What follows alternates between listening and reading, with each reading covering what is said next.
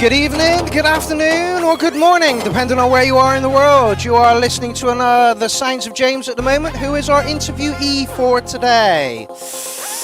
So, I hope you're all good out there in the land of YouTube. Like I say, we will be I won't be interviewing at all. Eric Lewin will be interviewing the Signs of James. Presently, there we go. Just want to do a little disclaimer before we set off. Don't forget that some of the issues that discussed in the interview can be triggering for people, so please be aware of that. But this is a safe space for people to chat about just about anything, experiences, influences, all that kind of thing. So yeah, so without further ado, let's get our interviewer on the stage, and that is Eric Lewin. Eric, how's it going over there, fella? Yo, I'm doing pretty good. We're just getting ready for the apocalypse here, like always. Yeah, like a common theme in this part of the world. Yeah, apparently you're in for 4 foot of snow, which is about as high as I am, so that's going to be fun for you. Actually, it's taller than you. I did the math. It's literally taller than you. I'd get lost in that snowstorm. I really, really would. And let's welcome to the stage our interviewee, Signs of James, Eric DeGamio. How's it going, fella?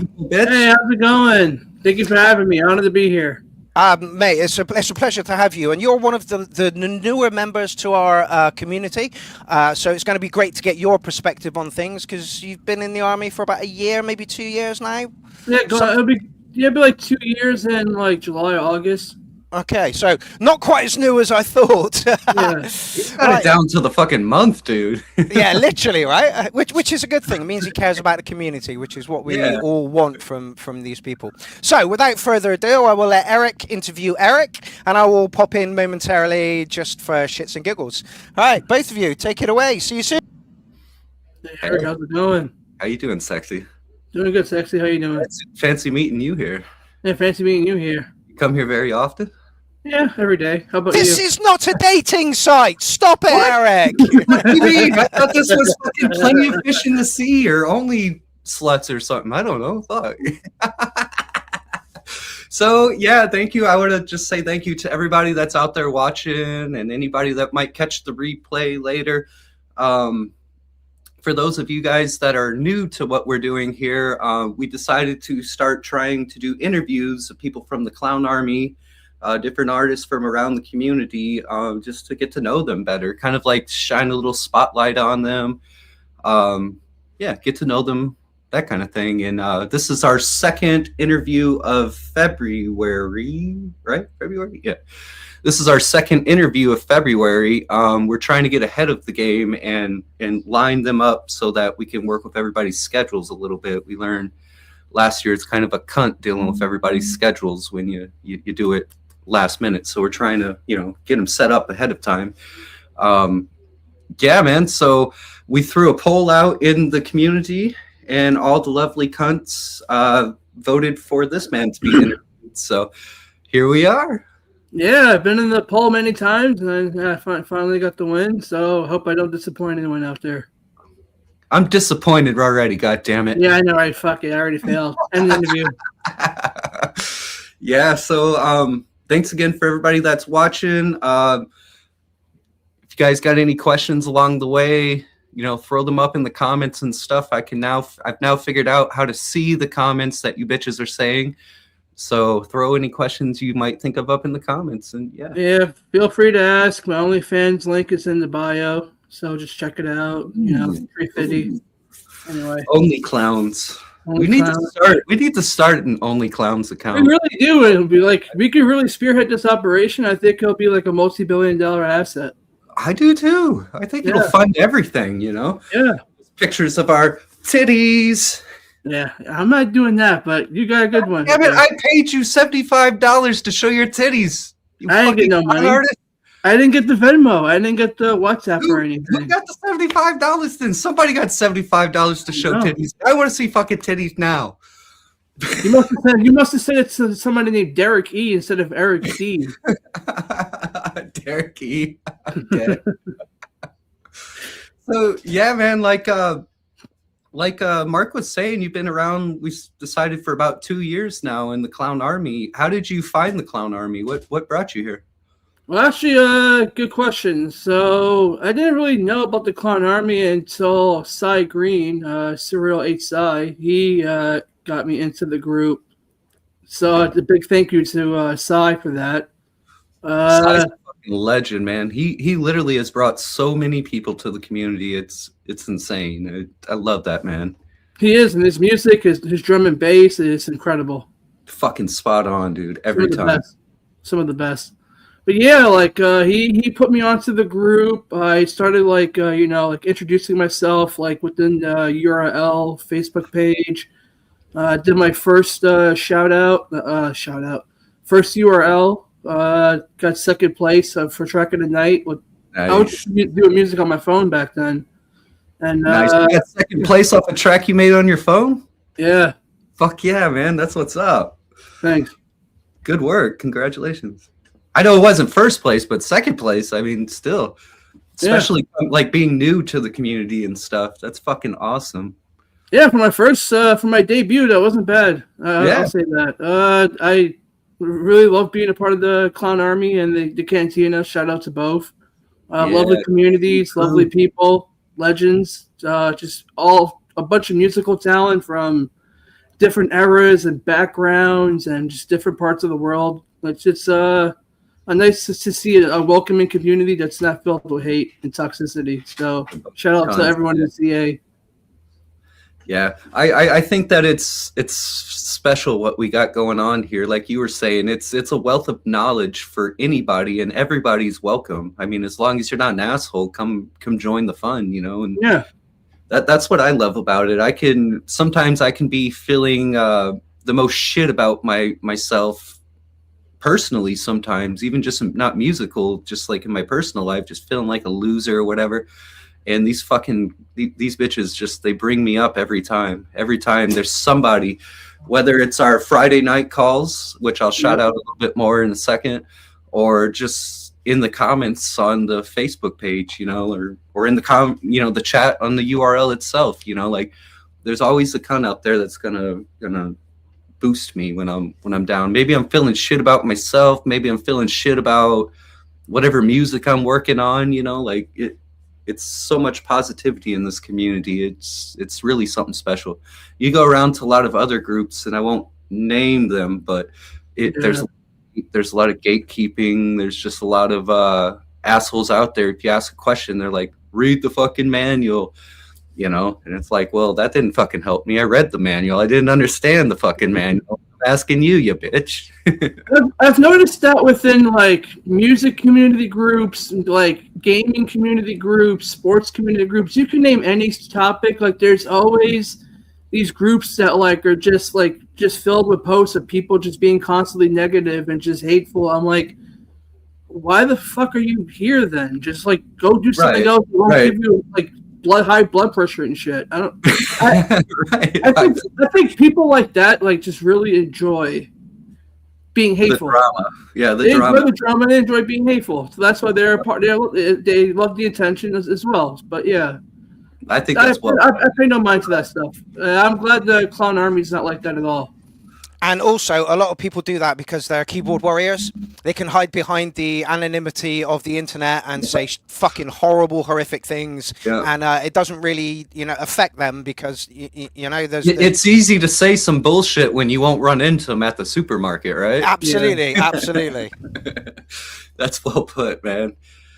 So, I guess we'll get into. Oh, I wanted to give a shout out to the Friday night calls because a lot of y'all out there might not know, or you might know that every Friday, what is it, Eric, at 8 p.m. Eastern time? Yeah, we should do it around 7 to 8:30 p.m. Eastern. Yep, we all get together. We do a video call. It's all sorts of people from the Clown Army. Eric's on there all the time. Richard Lambo, John Coffey gets on there. I hop on when I can. You got, who else? Todd Lodgemeyer. Longmire, Tom Longmire, Joshua's on there, Robert, sometimes Maldeo. Yeah, it's a lot of people that joined it. It's pretty nice. Alan Crawford hops on there, and it's really just it's a good time. if you guys have nothing to do on a Friday night and you want to just shoot the shit with some clowns, hop on to the what do we call it, Whiskey and Wiring or something like that. Whiskey and Wiring, yeah. Yeah, hop on to the Whiskey and Wire chat. You can ask any of us. We'll send you an invite or whatever. But it's really a good time. We get on there. We just shoot the shit. We get stoned together. We talk about whatever the fuck pops up. John Coffey always likes to interrupt everybody's conversation with random like chord stabs and like random side trance. I think Mark would really love it. He goes in sometimes. Sometimes some of the stuff John Coffey be doing, it sounds so lovely. It's I know. I kind of get into a trance myself just listening to it. I know. And when we're on the chats and stuff, he'll just start randomly playing it, and everybody stops talking, and we're all just like, yeah, just jamming out. Yeah, I fucking love that guy. Hopefully everybody I just mentioned in the that's part of the Friday night chat will be part of the USA Clown Army meetup in May 23rd. Yeah, when it's popping off. We got probably 6-7 people that are trying to coordinate it to, make it in person. And also I wanted to announce that I'm probably going to do a like pre-recorded Clown Fest sets from people that can't make it that we can play in between the live acts. So if that's something any of y'all are interested in out there, anybody that's not going to make it in person to the USA Clown Army meetup, let's discuss maybe doing a pre-recorded set that we can play for the crowd. Yeah, that sounds like a great idea. I think it'll help also streamline the setup and stuff of, the live acts and stuff while the pre-recorded sets are playing. We can go set up the next performer or whatever. I think it just popped in my head one night at like 4 a.m. I was laying there. I was like, that's a good idea. Yeah. But yeah, USA Clown Army meetup, May 23rd. Be there, be square, motherfuckers.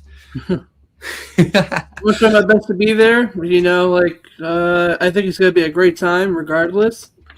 So many people are going to get to go. I think Mark is going, right? Am I correct? Mark and Elsa said they were. They said they were. So if they don't come, I'm going to castrate Mark.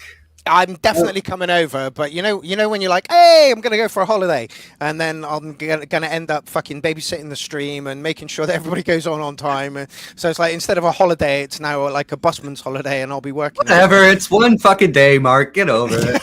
You say that, but you'll be here for at least like 5 or 7 days if you're coming all the way from there. Yeah, that's true. So one of those days you got like fucking hectic. 1 day is hectic, 6 days of hanging out with me. Oh God. Oh man, that's gonna be a good time. Me trying to coerce Mark and Elsa into like some kind of, and Roger in some kind of weird foursome or something. I don't know. We'll see what happens. I'll record whatever happens, and I'll Rancid Poets would like to do an in-between. Yes, I'll talk about that, Tony. We'll talk about that. I'll give you the details, man. But yeah, I'll record anything that happens, and I'll put it on our Only Clowns account. We're gonna get this thing off the ground, bro. Oh yeah. Gotta make that first meal. Yeah, baby. Mama needs some new shoes and a Cadillac. All right, so let's quit the fucking small talk. Let's get down to brass tacks here, brother. Yes, get it. How big is your penis? That's the question you asked. Not a dating site, Eric. Damn it. Damn it. 11 soft. There you go. That's your answer. Your answer is 11 soft. Nice. I'm like 3/4 of an inch soft. I don't know. It's like fucking mushroom head sticking up out of a bush. It's kind of 0.23 of a centimeter. Yeah.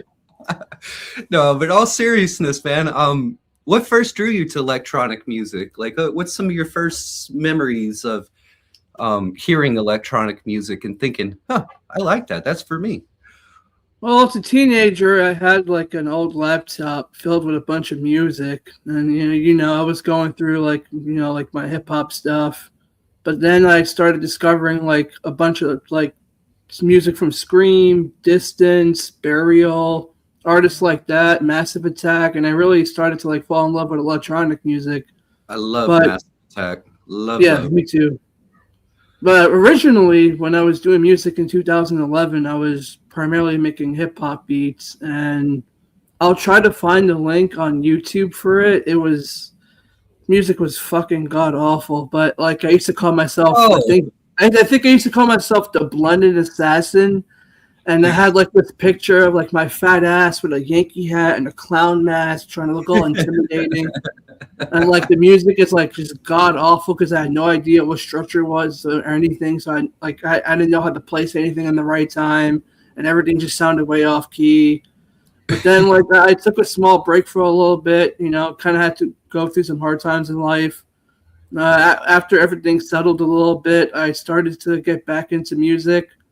Now, I was doing, like, some hip-hop stuff, like, at that time, but I was really getting into electronic music a lot more. So I decided to just venture and try it out and hope for the best. And, yeah, just like 4 or 5 years later, I'm still doing it, and I'm still trying to like perfect my craft. Hey, two things. First off, at least you didn't have a god awful name like I did. When I was going through, I thought I was going to be a rapper for a while. I thought I had, you know, I could spit bars and stuff, and I came up with the name Too Savvy. Ooh. And then after about a year or two of having this, you know, rapper name, I realized I spelt savvy wrong the whole time. So it was like Too Savvy? Yeah, it was like Too Savvy, and people are like, "What the fuck does this mean?" Look, it's Too Savvy, bro. Like, oh man, we gotta do a TSOJ, a Blended Assassins Too Savvy collab one day. yeah. I still got that as my email. My email is toosavvy92 because I was just too fucking lazy to change it. I'm reminded of that phase of when I was like, octopus, you're a wuss. Yeah, I'm so cool. You know, it's the fucking worst rapping anybody has ever heard in their life. Some fire bars right there, bro. I want to hear some of this, Eric. I want to hear some. Yeah. Yeah, send us some of that. We want to hear some of it. There is some actual, not really mixtapes, more like CDs that we made at the time. I had some buddies. I wasn't even into production at the time, and they made the beats and stuff. And we just fucking said the most ridiculous lines known to man. Oh, man, I got to hear this so badly. My birthday's coming up next month, so yeah, send me a mixtape. That's a tough ask, man. I'm a little embarrassed about that. Don't worry, I'll keep it secret. Like certain files, I'll keep it secret. The rest will go on to our Only Clowns account. Yeah. As background music for the videos we make. So I also wanted to say, though, man, you said recently you kind of came back into making music and stuff. And I can just say in the last 2 years, I've pretty much since you started the Clown Army, I started talking to you and stuff. It might have something to do with our names being the same. You know, I'm like, hey, it's an Eric. He must be a cool guy. He's also named Eric. Yeah. But just in that 2 years, man, I can see so much growth, man. Like your fucking beats have, not that they were bad to begin with, but it's just you could see the growth, hear the growth in just that little short period of time. Yeah, 100%. So, you know, for me, I just sit here and I think, I'm like, if this man keeps it up for another 2 years, fuck, dude, you're going to be on an epic level, man. You're going to be like next level shit.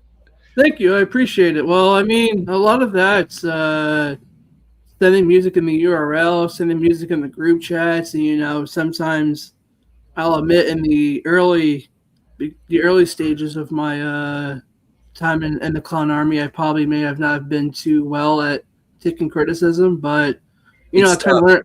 Yeah, it kind of sucks. It kind of brings you down. I kind of learned to take the punches and realize, you know, it's coming from a place of care, not from a place of like hate. Exactly. That's the key, is to keep that in the back of your mind, you know. Yeah. So I credit the, you know, like the Clown Army, like with like a lot of the people that I've sent music to, like in the groups in the URL, for, you know, like really helping me out with like trying to like figure out how my sound should go, how my structure should be. You know, if something's shit, they'll just let me know it's shit and just be honest about it. So like now I'm able to like, you know, deal with that. Like if I come out with something on the URL, and they're like, oh, this ain't so good. They're like, all right, it's room for improvement. Dean agrees. Says he can hear the growth too. Boom, baby. Big up, Dean. Big ups. We love you, Dean. Yeah, man. So you had mentioned that you had started on like apps on your phone.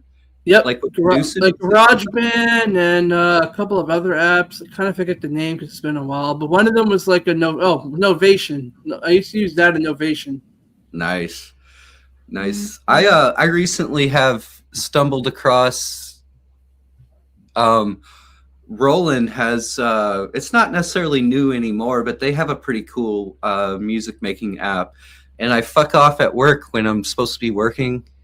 Because I can't have my laptop and stuff with me at work, and I'll be making little. I think it's called Record Box. No, I forget the name of it, but Roland has a little app that's pretty cool for making beats and making tunes on it.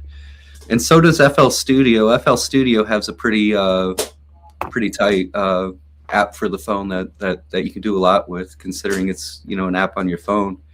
Yeah. When did you first start using a DAW on the computer? What was your first DAW that you got into? Oh, so in high school in a music class, one of my old music teachers, Jed, he was really cool. Shout out to Jed. He ended up giving me like the school's like CD like for like Reason, and I just ended up putting it into my old MacBook at the time. It was Reason 4, I believe. Yeah. Nice. And so like that was like one of my favorite moments. So I was using that. I had some old like Akai keyboard, I think. I had a couple few of them, but one of them I remember was that. And yeah, I was just god awful back then. I had no idea what I was doing. I was just going with the flow. You got to start somewhere, brother. You got to start somewhere. Now I want to hear some of your old tracks that you made. I know you got them stored away somewhere. I don't actually have them like on any files, but I do know that they're somewhere online. I'll send the links. Oh, I think I might have found it.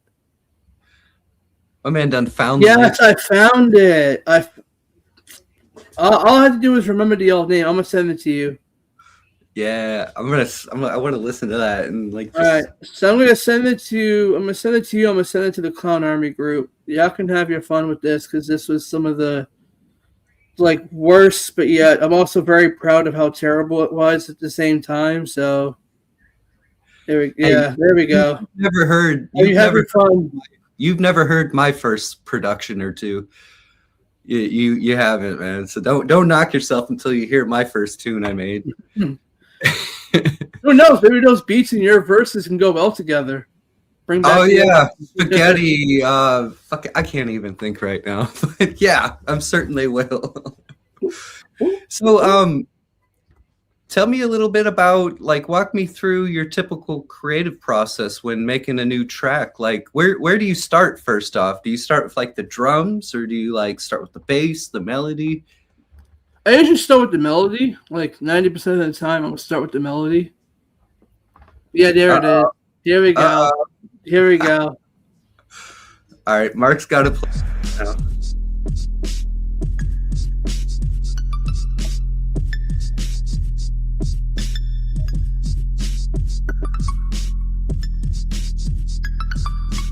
Wanted assassin. Yeah. Wonder what no, you're that's talking about. That's me when I was like 15, 16. Oh shit. Baby E. Baby E. Back in Brooklyn. I spent a lot of time in Brooklyn the last year or two. Brooklyn's nice. I miss Brooklyn. I miss the old sour diesel in Brooklyn. And the Blue Dream. Brooklyn's kind of bougie now. It's kind of like they got gentrified the fuck out. Yeah, gentrified, like hipster kind of area now. Well, those people are mad annoying.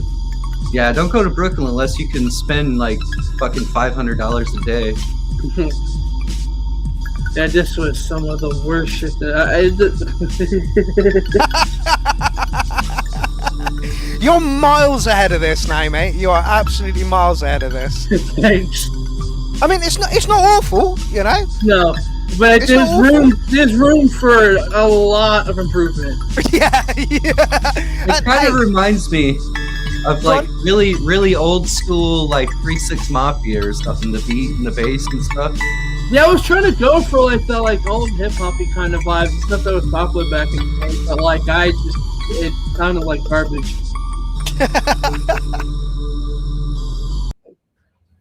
I'd smoke a blunt with that guy. Oh yeah.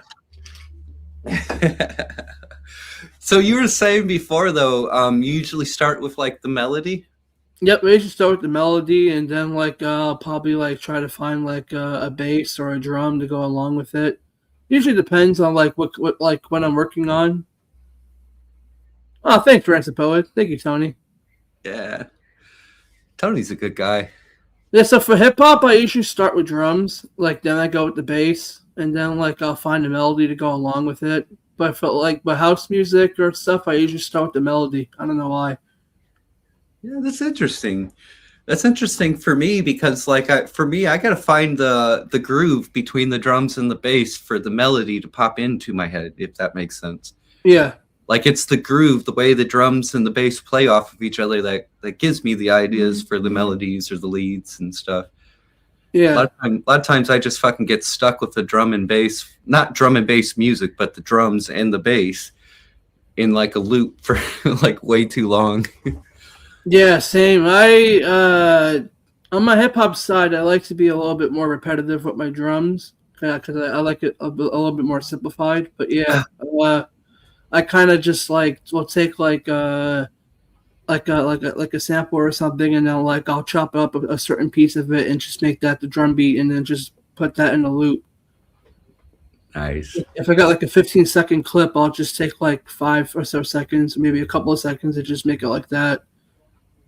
Just a little boom, boom, tap. Yeah. Get the bones going or whatnot. Yeah. Nice. It's interesting that you have two different approaches with like if you're making hip hop or if you're making more dancey music, how you have the two different approaches to like how you start the track. Yeah, I agree. I don't know why I do that. For some reason, when I do hip hop beats, I feel like I need the drum and the bass first, and then I can find the melody to go along with it. But for dance music, I need the melody first, and then I need the drums second. Yeah. So when you're making music, where do you like draw your inspiration from? I know some people have told me like it could just be emotions they're feeling, or maybe it's something in nature that kind of triggers them, or you know, different things in their environment that triggers them to have an idea or whatnot. What inspires you to make music when you sit down and make music? Sometimes it could be just me like spending a few days listening to a bunch of music, trying to gather a bunch of ideas, and then like trying to like see if I can like make something that is like reminiscent of someone that I like for example, Scorn, or like I love Scorn. One of my what else? But can you repeat the question, Willowstone? Like what inspires you when you sit down to make music? Like where do you draw that inspiration from to actually sit down and make the music? Besides that, sometimes it could be like a type of mood I'm feeling. So if I'm feeling kind of down, or if I'm feeling kind of angry, I'll try to make something that kind of represents that emotion. Or if I'm going through a bad period, or if I'm depressed, if I'm happy, I'll try to make something more uplifting. Or you channel your inner self when you make music. I try my best to do that, and I try my best to like represent like that emotion onto the song. Right. A couple of days ago, I wasn't feeling like necessarily in the best mood, and then I came out with like a beat, like, kind of dark, a little bit simplified. Still need some working on. Probably gonna put it through the URL on Tuesday for some advice, but yeah. Yes, I'll be listening, man. I'll be listening. I'm not always in the chat, but I'm always fucking listening, like a silent stalker in the background.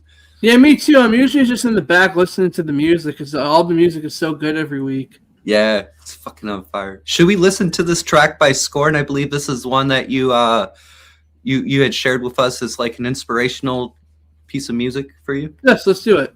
All right. I can admit I've never heard of Scorn before. I was just about to say the same thing. This is new music to me as well. So thank you very much for that, Eric. You're welcome. New Music Sunday, bitches.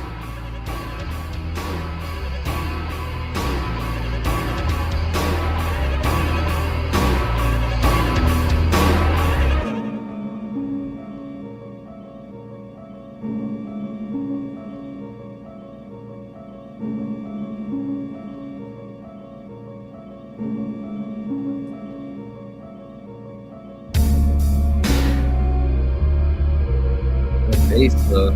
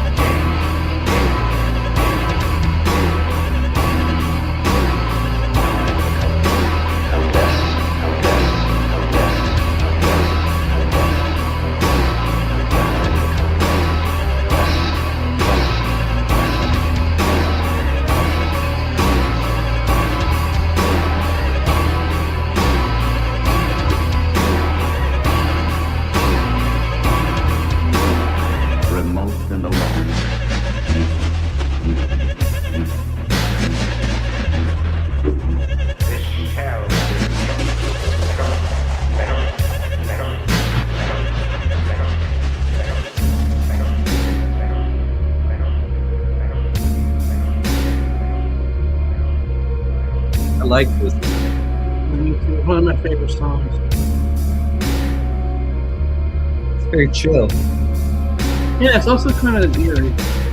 Yeah, eerie. It could be like music in a horror film almost.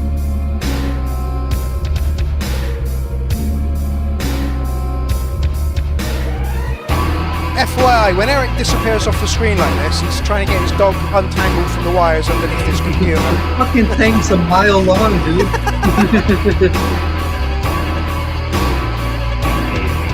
It definitely has nothing to do with cannabis.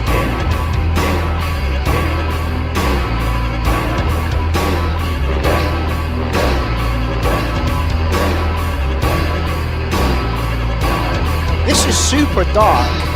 Yeah, I love dark music, man. It really is. Dark and slow music. It's anxious, like to the max. Yeah, For it some feels like reason, it's it's gonna too burst at tight. any moment. Remote and alone.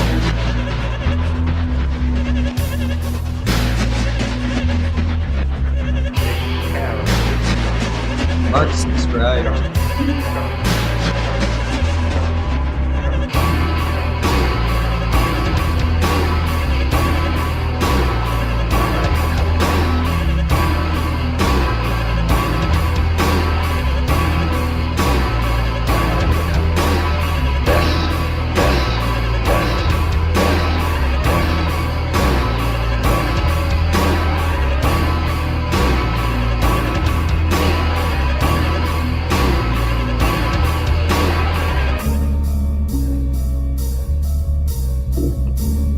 And if you notice on the picture, there's like a noose hanging randomly to the right of those girls. Like, what's going on in this picture? Yeah, that's also what intrigued me to them. It's like the album cover. It's so scary. It's like it's an old picture. Is it a new picture? Just like make it look old, but yeah. And a random noose. Like, what's that? Soundtrack of a Tim Burton film? Yes, yes. This would have been hard in Tim Burton's Batman.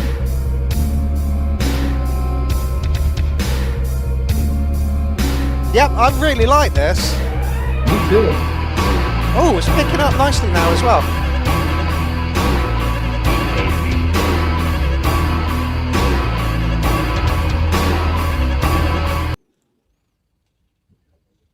Yeah, that's dark as fuck. That is dark as fuck. I love dark music. It's one of my favorite. Actually, the music I make is like so far from the music I listen to, it's crazy. I don't even know where the inspiration for the music I make comes from. Actually, I meant to pop in a little bit earlier when EML Sounds was talking about the first track that he made. I remember the first track that he put into the URL, and it is a mile away from what he's doing now. It really, really is. Honestly, basic is an understatement. Dude, I think I had like I don't know, a couple bar loop that I just kept looping and running it through fucking like audio effects, like delays and stuff. And it would just keep building up until this madness. And that was my first track I ever produced. It was like literally a loop. And I can't find it on his socials at all at the moment. He got rid of it. It's classified. Yeah, now. Get it out of there. Shit, man. I can't be known for that. I was way too high that night. I made the fucking loop. Dude, I mean, Blended Assassin was blended the whole time he made the music, so that's why the music. I mean, to be fair, trigger warning, I do use cannabis while I still make music at times, but I've gotten a lot better with, but Sure, buddy. For reference, both of these people come from the United States, where it is absolutely legal to go into a dispensary these days, see a bud tender, pick up a nice bud, go home, get blunted, and write music. It's medical and recreationally. Yeah, absolutely, so absolutely. Fucking weird. I live down in Georgia. It's not across the entire country. It's only in certain states, but. Yeah. When I lived down in Georgia, it was like so outlawed that they hope they can find you with a fucking stim in your car because you're going to get 5 years in prison. Like, they were super intense. And then I moved up here to Massachusetts, where there's like a dispensary on every fucking corner. And the first time I walked into a dispensary, it was like I was doing a street deal. I was like, can I get a half? They're like, you want a half an ounce, sir? Would you like sativa or indica? I'm like, calm down. Give me some sativa. I'm like, yes, sir, that'll be $50 plus tax. Funnily enough, I still get this when I go over to Amsterdam. It just feels weird because, like, in our country, it's it's not legal in any way, shape, or form. But you go over to Amsterdam, and you just walk in. You're like, oh, I've got a selection of 10 buds going on there, and I can roll in the actual calf, and it feels really weird after like. I don't know, 40 odd years of trying to hide that part of you. It just feels weird as fuck. It really does. And I'm so shocked that America did a U-turn on this law. I know it's not every state, but like, for like a little cutting, they'd give you like 25 years in jail because they're like, oh, that's X amount of pay. It's like, no, it's only a tiny little bit. So yeah, I'm surprised your country has done that and our country hasn't done that.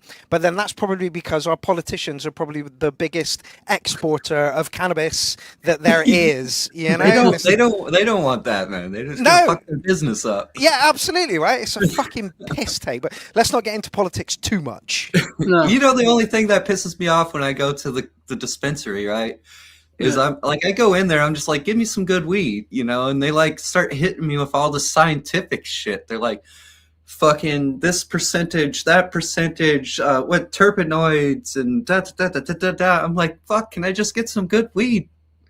I don't care. Good, just give me good weed.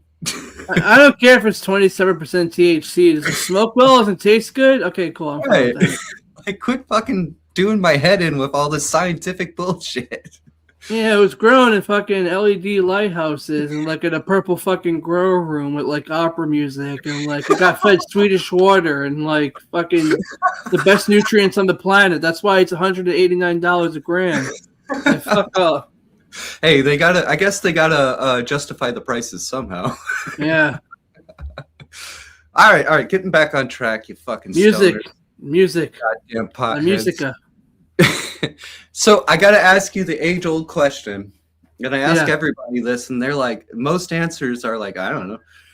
how do you decide when your track is done? The track you're working on, you've been fucking with it, you've been playing with the compressor that's in bypass for a week. Like, when do you decide it's done? I'm gonna release this bitch.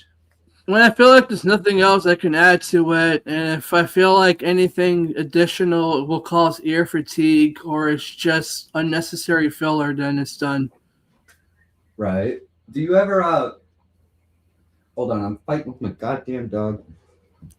All right. Fucking bastard, this guy. But no, Eric's absolutely right there. You get to a point where it's like, can I add anything to this? Is there any point in adding anything to this? And at that point, it's like, right, okay, this is done. Do you ever find yourself? How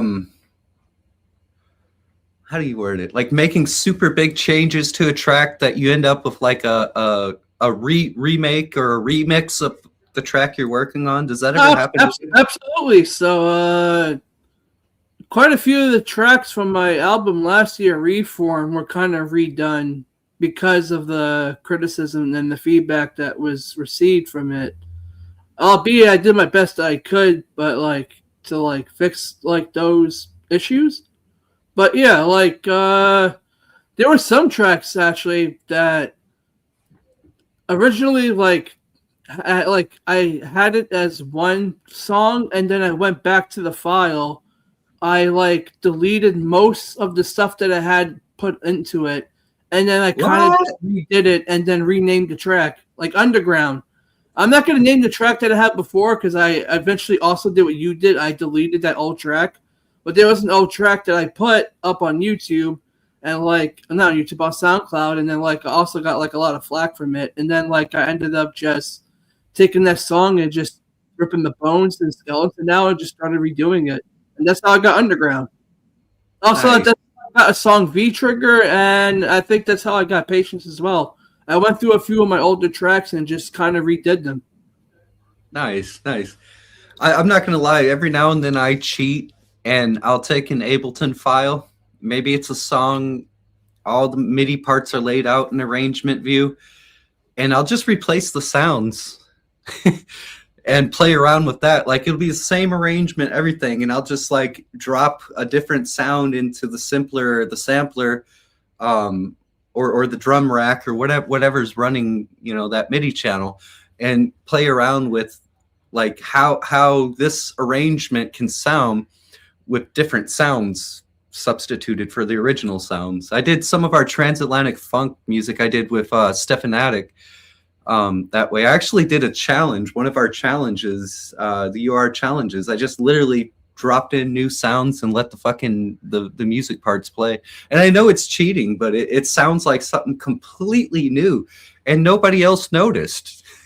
Nobody else noticed. I mean, it's not cheating if I don't consider it cheating. You're just revamping the sound and you're just making it better than what it was before. It's not cheating. Better or just different, sometimes it's just different. And I do the same thing. I have a lot of templates. I know you're using Ableton now, right? Yeah. Do you get into creating the templates and the defaults and organizing all the shit that's on the left side of the Ableton screen, No, I still have to learn how to make a proper template. What I do is I just go in and just raw dog it basically.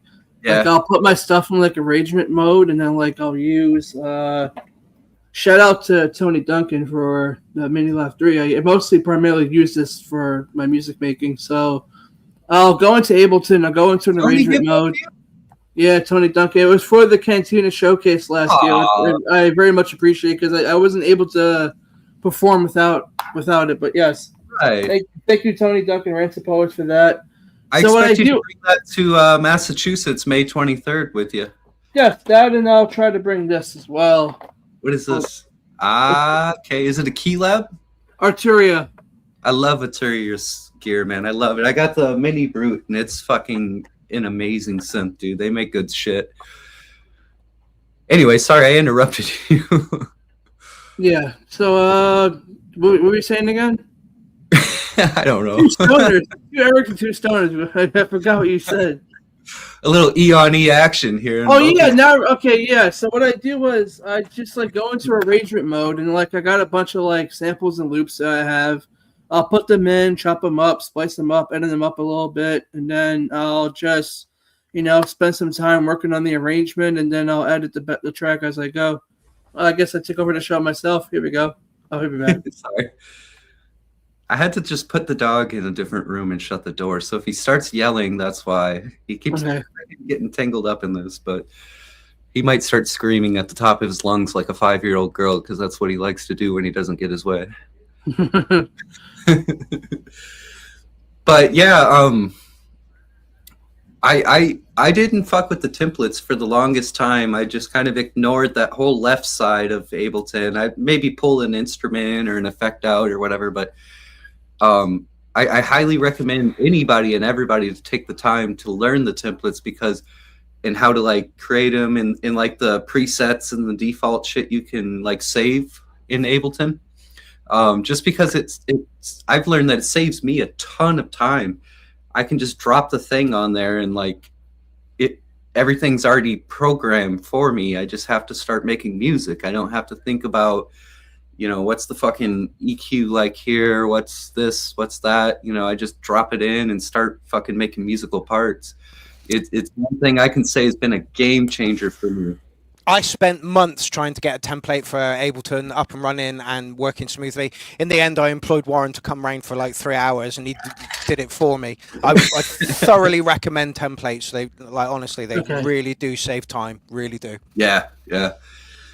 I have an electro template. I have a techno template. I have a house template, and every kind of hip hop template, and then I have a template for the synths so that if I want to use Ableton to control the synths, I just drop it on there. I don't have to worry about all the routing and stuff. I just drop the template on there and start fucking writing patterns, dude. It's nice. It's sick. So you've had kind of an evolving sound over the years from like hip hop. You had mentioned house and you like darker stuff. How would you actually describe your sound? If you could describe your sound in 3 words, how would you describe the sound of the music you're making right now? Right now, I would say it's like a combo of like dark, intense, and a bit experimental because I'm still like my sound is kind of solid, but I'm still trying to find my way. Right. So like it's still like in the experimental phase, but like it's like strong enough to like be considered like a banger or a good song. Yep. Track of the night shit. Pierrot the Outlet Clown says slick, smooth, well produced. Thank you, Clown Daddy. Yeah, I would agree though. I feel like your music does have a darker edge to it, and I like that. That kind of tickles my feathers a bit. I don't like happy music. I don't know why. Maybe I'm just like a goth or an emo at heart or something, but I like dark, kind of not sad or depressive music, but just dark, kind of grimy music, Yeah, me too. I need something with like a lot of heavy bass and like yeah. I don't need like the kick drum to always be like impactful, but I do like a nice like heavy kick. Like just drive you forward a bit, right? Yeah, something with a little oomph to it. But yeah, right. I tried to do like funk music. I did a couple of tracks like that. Still kind of hard for me to figure that out. Even though the tracks are basically just like 2 minutes, they're like, but yeah, kind of annoying to like find that good sound to make because I always try to like venture into different genres. I tried to do drum and bass. I was terrible at it, so I don't really do that much anymore. But yeah, I'm trying to do more hip hop stuff as of late. I'm trying to go back to like my older, like more of like my older sound or my older roots. But I'm working on like a hip hop album, like reworking on some of my older tracks. So when I first got Ableton last year, I worked on an album. I posted it on YouTube, but I admit like a lot of the tracks on there I kind of like didn't like. So I'm going to rework some of those and then keep the ones that I did like, make a few originals, and then like hopefully by the summer I'll have an album out. I also have some other projects I can't talk about right now, but like hopefully, Yeah, I can't. Top secret, top Unfortunately, secret shit. yeah, NDAs and stuff. I can't talk about it, but yeah. I noticed that you did some a track with Bad Conduct. Bad Conduct, yeah. Oh yeah, Amazing. Yeah. Amazing. Yeah, honestly, so good, and it's great to see. You know, Bad Conduct is fairly new to the Clown Army, and people are just jumping on him for working together, and that's really really great to see. yeah, he's blowing up too. Yeah, it's an honor to work. Oh, Mark, where's he at? Oh, I was just gonna say, Mark, we've been talking about how Eric's sound is. Let's play another song from Eric. All right. Cue it up, bitch. Your mic's muted. Oh yeah, I thought we were waiting for the song. I think he's. I thought I was going backstage. Oh, there he goes. He started to wink. There we go.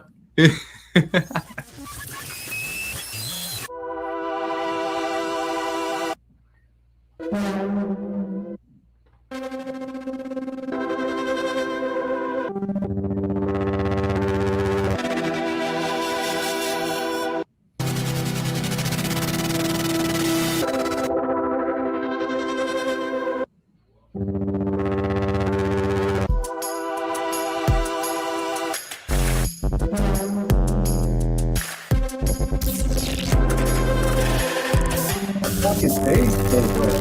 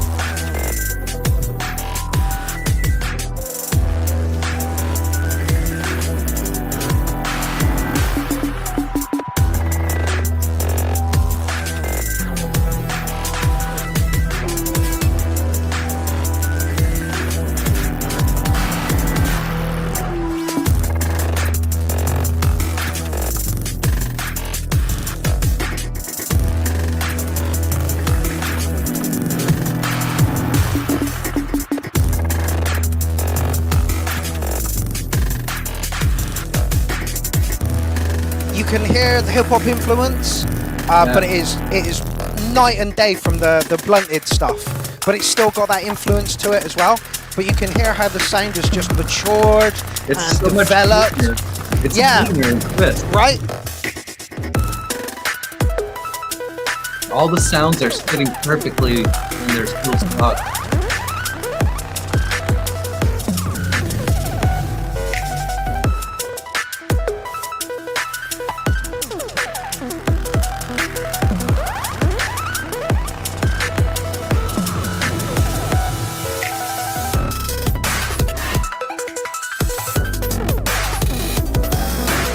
And it evolves really, really well, you know.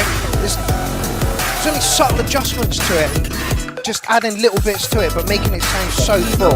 Really, really good stuff. This is an Ableton track, Eric? No iPhone. You're kidding? What? Seriously, I made this on Ovation. Fuck's sake. Unbelievable stuff, mate. Unbelievable stuff.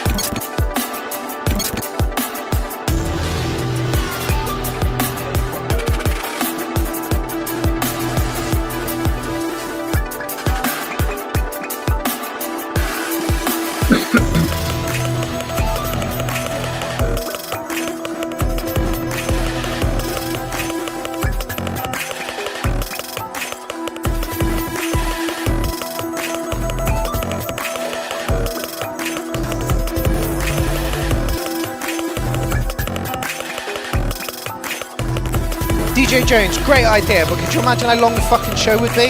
And a logistical nightmare. You're literally right. We do this for like the collab challenge and for specials and stuff, and for the interviews. But for the regular show, I just think it would be an absolute fucking clusterfuck. Mark will be there till 2 a.m. Literally every fucking night. Okay, yeah, so great stuff, James. I will say as well, fella, that this might be of interest to you. Hold on a sec. I just got to stop sharing screen and then share another screen. I think this tool is absolutely fucking amazing, and it usually goes on sale at on Black Friday. Stutter Edit 2. If you're adding those glitches to it, it just makes it so much more easier that you can have presets and stuff on there. But Stutter Edit is like I will push this plugin as much as I can. It's a ridiculous price if you buy it here. It's like £100 and some, but it goes down to like 40 quid on like a Black Friday deal or something. Yeah. Well really? Worth checking out. Well worth checking out. I got that on a Black Friday sale. sale. I got Stutter Edit on a Black Friday sale, and I used it on some of the transatlantic funk stuff. When I did the vocals, I was able to load it up and set it up onto my MIDI controller, so I can hit the buttons and it controls the plugin. When I did the vocals, I set the Stutter Edit up to do like kind of in live time little stutters and different things with the vocals I was screaming into the microphone. Fucking sick plugin, man. Sick plugin. I gotta check that out. Yeah, it's worth every penny, man. Especially if you can get it on sale, like Mark said. Right, Black Friday, just a few months away or so. Oh wait. Speaking of black, nice pussy, bro. Oh yeah, Elijah. That's my little boy Elijah. He's actually like brown, like kind of like a light dark brown, and a little bit of black. The sweater, man. Kind of like a little bit of a tiger. Cute little fur baby. I think he's walking around. He's like, why the fuck is he talking to himself? He's probably just like, the fuck, he's done lost it. He's officially lost it. He's over here talking to himself in the corner. he's making sure like I'm mentally okay, I guess. He's like, hey, you good, bro? You gotta love the fur babies, man. Yeah. He's such a sweet cat. I love him. He's adorable. I want to get a kitty cat, but I got the puppy, and I don't know how much they'll jive. You know what I mean? Well, I got 4 cats, and I got a lab pit bull mix, and they get along well. Albeit the dog is a little bit nervous of the cats at times, but they get along pretty well. He's like, oh fuck, don't move too quick around them. They might cut your throat open. Yeah, they might scratch you. They do that sometimes. He'll walk by and they'll just like scratch at him. Fucking assholes. That cat and my other cat, like I'll like in the morning, like I'll go to the bathroom, and like every morning without fail, they'll barge the door open and like want to be in the bathroom with me all the time. And I'm like, all right, you got a bathroom guard. I think Mark can relate based off of all the pictures we see of his animals online. Buy a cat and a dog and never poop alone again. Yeah. Mine does too. Mine burst in, and then it wants to like hop on my lap when I'm taking a shit, and I'm like, yeah, same. This isn't working for me right now, dude. You're like distracting me from the deuce I got to take. Like, the fuck. So back on track again. Yes, again. Welcome to Eric's ADD hour. Yeah, the 2 Eric ADD hours. Eric's so it's double squared. ADD. Eric Squared ADD Eric squared. ADD hour. I told you, man. I just like to shoot the shit with you guys and keep it. Yeah, same. It's been fun. Next. So back on track, motherfuckers. Don't you veer off again. I swear I will spank your butt. Do you got any genres of music outside of like electronic music, or I'm gonna add in for you hip hop that kind of you draw inspiration from? Like, is there any rock music, country music, classical, like anything like outside of the stuff that we all love that has had a big impact on you over the years? Yeah, well, I love listening to ambient music. So a lot of the days I'll spend my morning just listening to like an ambient playlist for like several hours of the day. I love That's a good metal. way to I start like the night. metal, like Megadeth and stuff like that. Not Jazz. not gonna lie, I could picture the metal. I could picture you with the metal. Yeah. I like old rock, like Creedence Clearwater Revival, The Nice. Doors, stuff like that. Nice. Kind of I like love. like Bee Gees. I love the Bee Gees. You like the Bee Gees? Oh my Yeah. god! I just lost respect for you. Well, I never expected that to come out whatsoever Yeah. at all. But hey, the Dude. Bee Gees were a very popular band. They, they Out of did some all really the good disco, stuff. out of all the disco you could listen to from that time period, the Bee Gees are the worst. Okay, to be fair, Better disco out there. there's two artists that hold sentimental value because my birth mother, who passed away 25 years ago, coming up in March, Sorry. she used to be in the disco scene a lot. So she loved the Bee Gees, she loved disco, and she died like at a very young age. So I didn't really get to know her much, but I did know that she loved disco, she loved the Doors, she loved that kind of rock music. So that's what draws me into it. Kind of Right. like a glimpse of that. When I was growing up, I didn't listen to like most of that music at all. I grew up listening to like Frank Sinatra, Dean Martin, like those Right. guys, like old school, like big band music and stuff. Right. My family was into that, or like classical music. But sometimes, my grandmother would love the Phantom of the Opera soundtrack, the I old love play. Yeah, she used to listen to that all the time. I love it. I got a whole crate of, well, actually like 5 crates of records from a resident at work. This is like a fucking 100-year-old lady. No, 100-year-old guy, sorry. And this fucking dude's like, look, I can't fucking play these records anymore. I know you're into music. Do you want them? I'm like, sure, I'll take them. Man, this 100-year-old guy had everything from like Iron Butterfly to Donna Summers to random fucking island percussion albums from the 50s and stuff. He had The deep cuts in point the is- classics. Huh? He had deep cuts in the classics. Yeah. I'm like, fucking hell, from a 100-year-old guy, I never expected this from you. And so then we would talk every day after he gave them. I'd be like, last night I listened to this. And he'd be like, yeah, I remember back in 1962 when I purchased that record. Fucking, he'd tell me the story of how he owned that record. It's fucking cool. I wish he was still around because that was cool. I still got all the records. God bless his soul, but he lived to be 100 though. That's something. Yeah, Hey, jeez, that's I a can't long even life. imagine. That's I can't even imagine what I'll look like at 100 years old. Like, I'll be a Yeah. mess, man.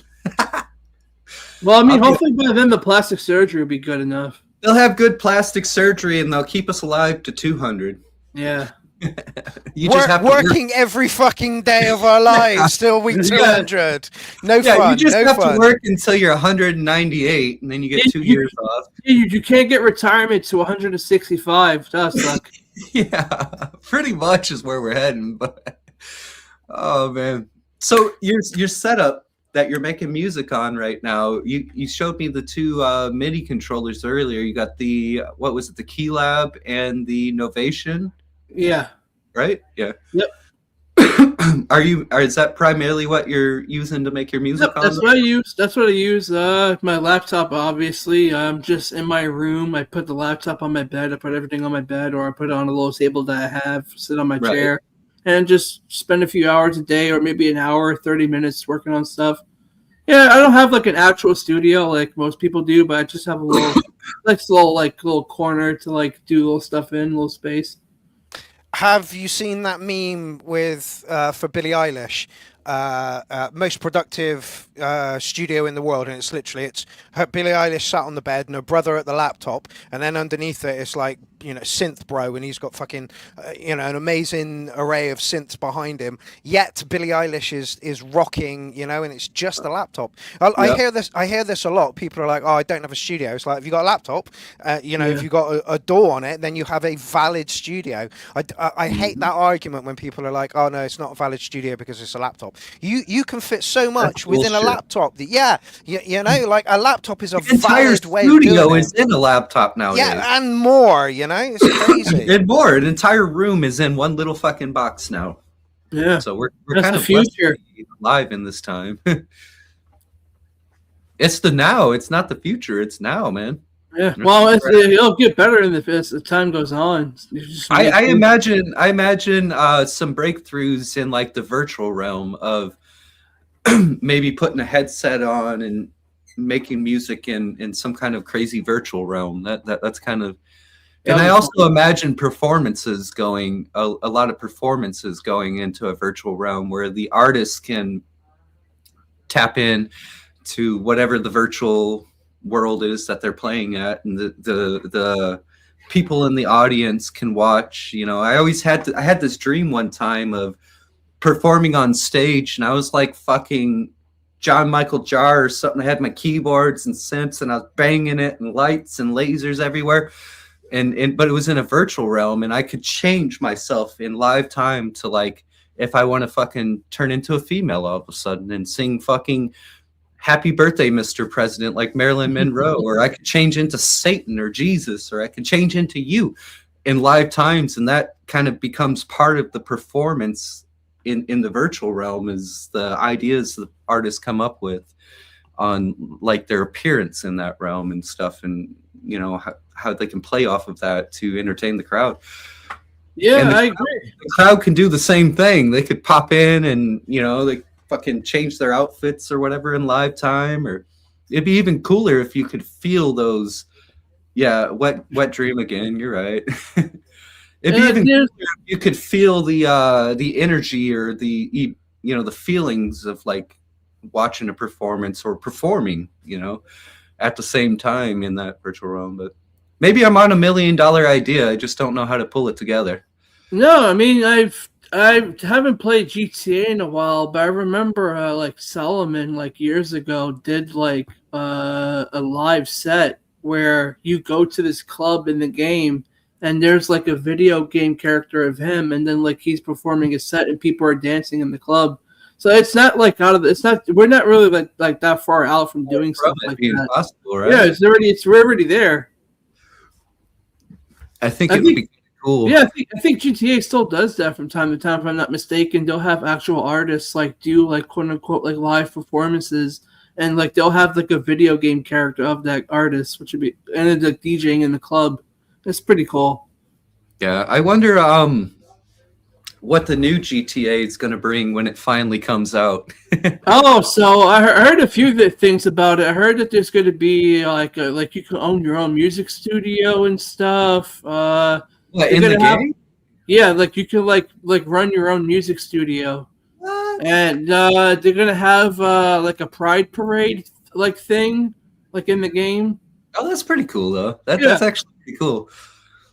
The Yeah, music studio thing's terrible. I'm gonna run my music studio into the ground. We're all gonna be strung out on fucking drugs. It's gonna be a mess. Yeah, That's why I can never make it big. I'll just fizzle out and be a burnout or something. But just when the game comes out, just do one of those pay-to-play GTA servers and just like make a bunch of money off that, off the virtual currency.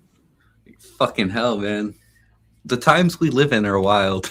Yeah, I agree. The future is going to be absolutely mental as well. Yeah. Like, Yeah.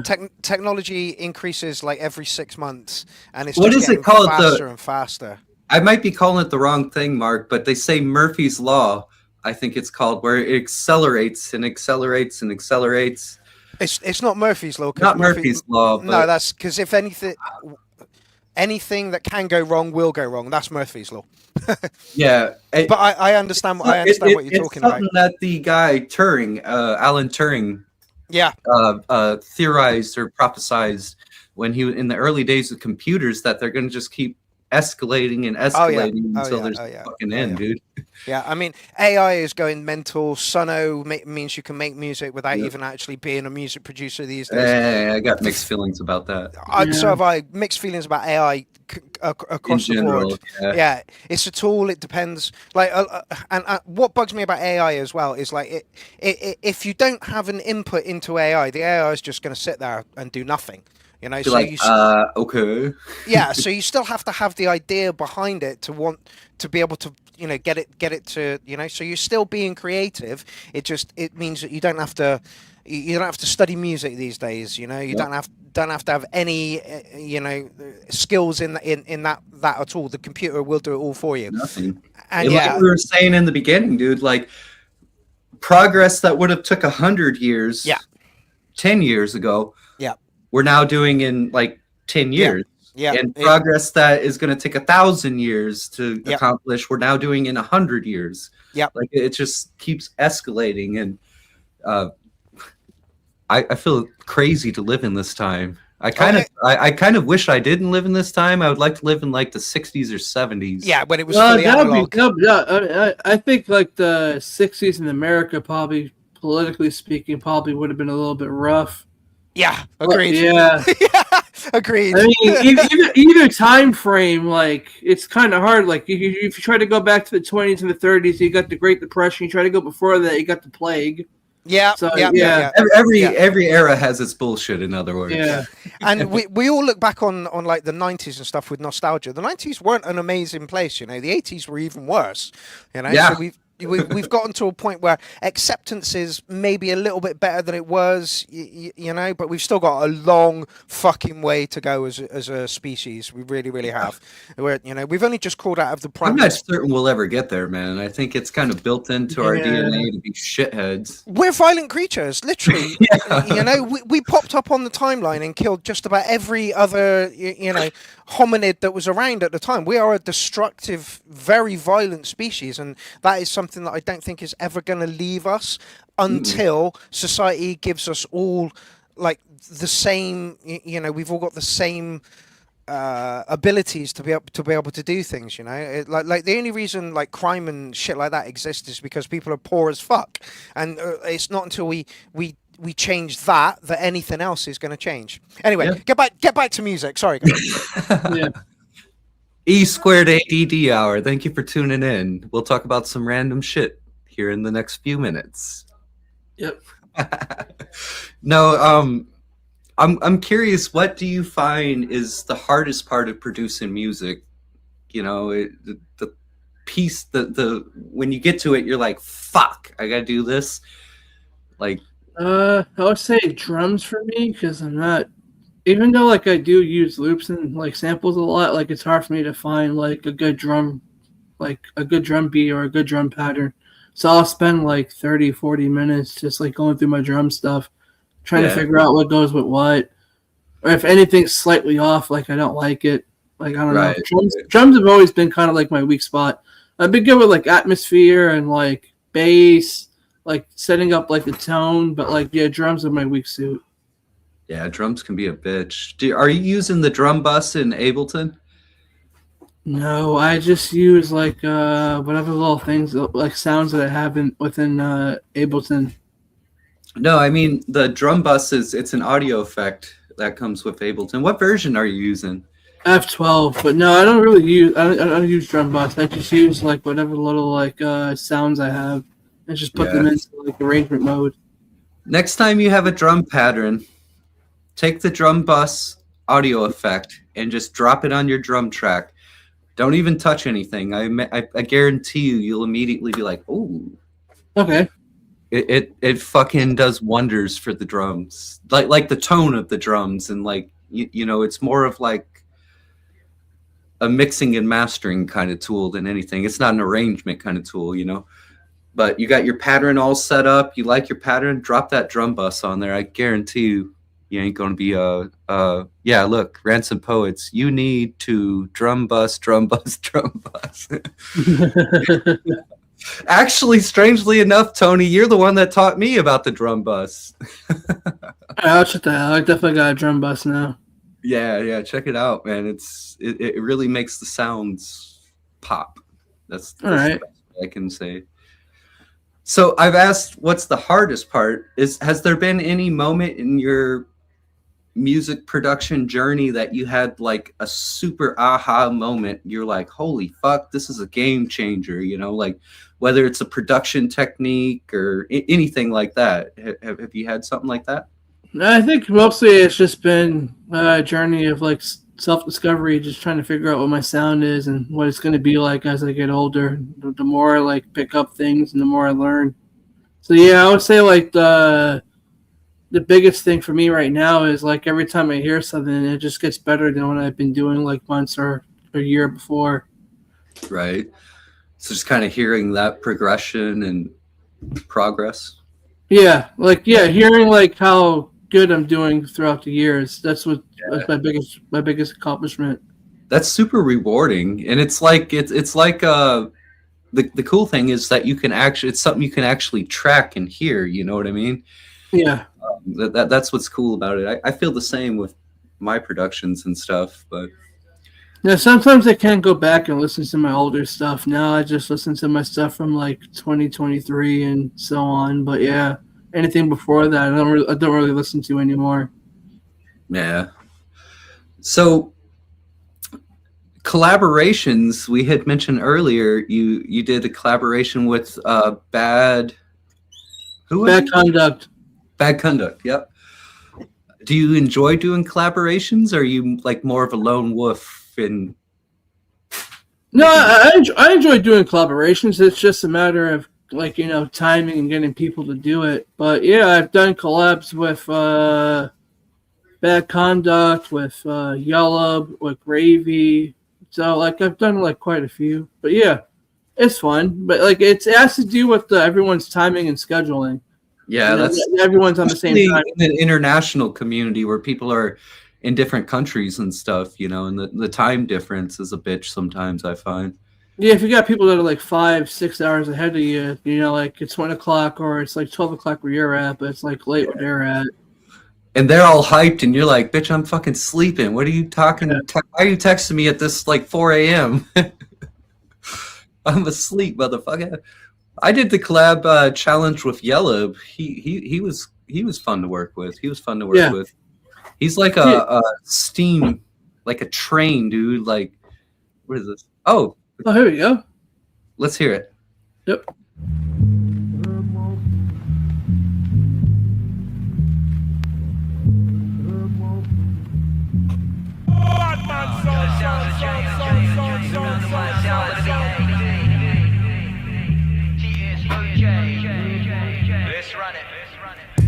Government extortion of a fortune from these misfortunate folk who can barely stay afloat, backpedaling though never an option. Government extortion of a fortune from these misfortunate folk who can barely stay afloat, backpedaling though never an option. The heat burns the page, lights up these words I say, shows the way to rearrange this wayward condemnation. Most disdain, this distaste for society's gazing through an awkward eye. Got minds closed for the third time, blind to the lies on billboards that touch the melancholy skies as the billions subconsciously toe the line. Brains fried, babies cry as the television channel changes worldwide like index trigger fingers click, time flies, a band of satellites through the deserts, scatter scarred soil from past to present, still bent, can't learn lessons, owing to respect deception, locked in a depression, to false idols repent, finding questions, no answers and a cycle, no ender, persistence to pretend, following shitty trends, tends to trench our minds to dipped out depths, landmine vapor breath escapes my rusty chest.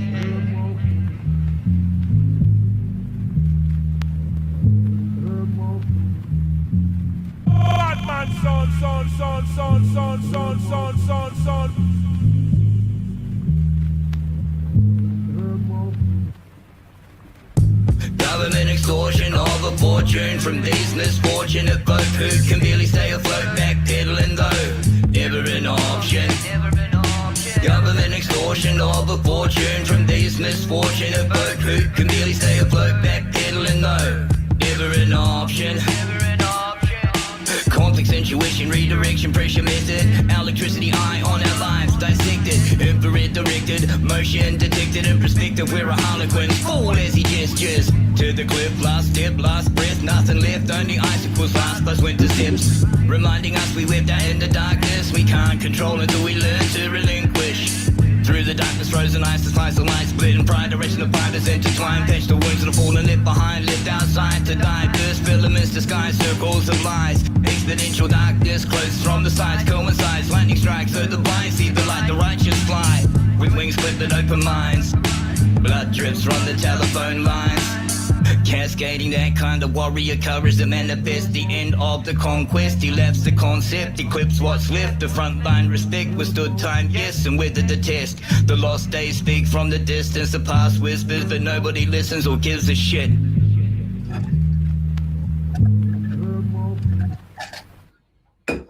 Yeah, shout out to Bad Conduct for working on that with me. Yeah, it's a legend.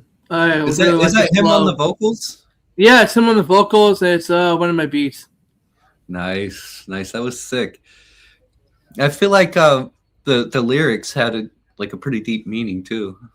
Yeah, that's the direction we were kind of going for. Hence, also the name of the title, "State of the Union." It's just kind of giving talk about the state of where everything's at right now currently. Yeah. The State of the Union is fucked. That's what it is. Yes. To put it simply. So, how do you go about promoting your music? Is there any? I mostly just spam it I spam it all over Facebook and on other social media apps, or I'll send it to the music groups and stuff like that. Also put it through the URL, send it to friends and family. It's pretty much how I've been doing it since I began back into music. Yeah, it works. It works. Yeah. That's how I do it. I spam these interviews. Everybody and their mama. I share the link. I'm like, hey, check us out this Sunday at noon. Yeah, I've been doing the same thing. I periodically was posting, hey, check out this interview coming out this Sunday. I know.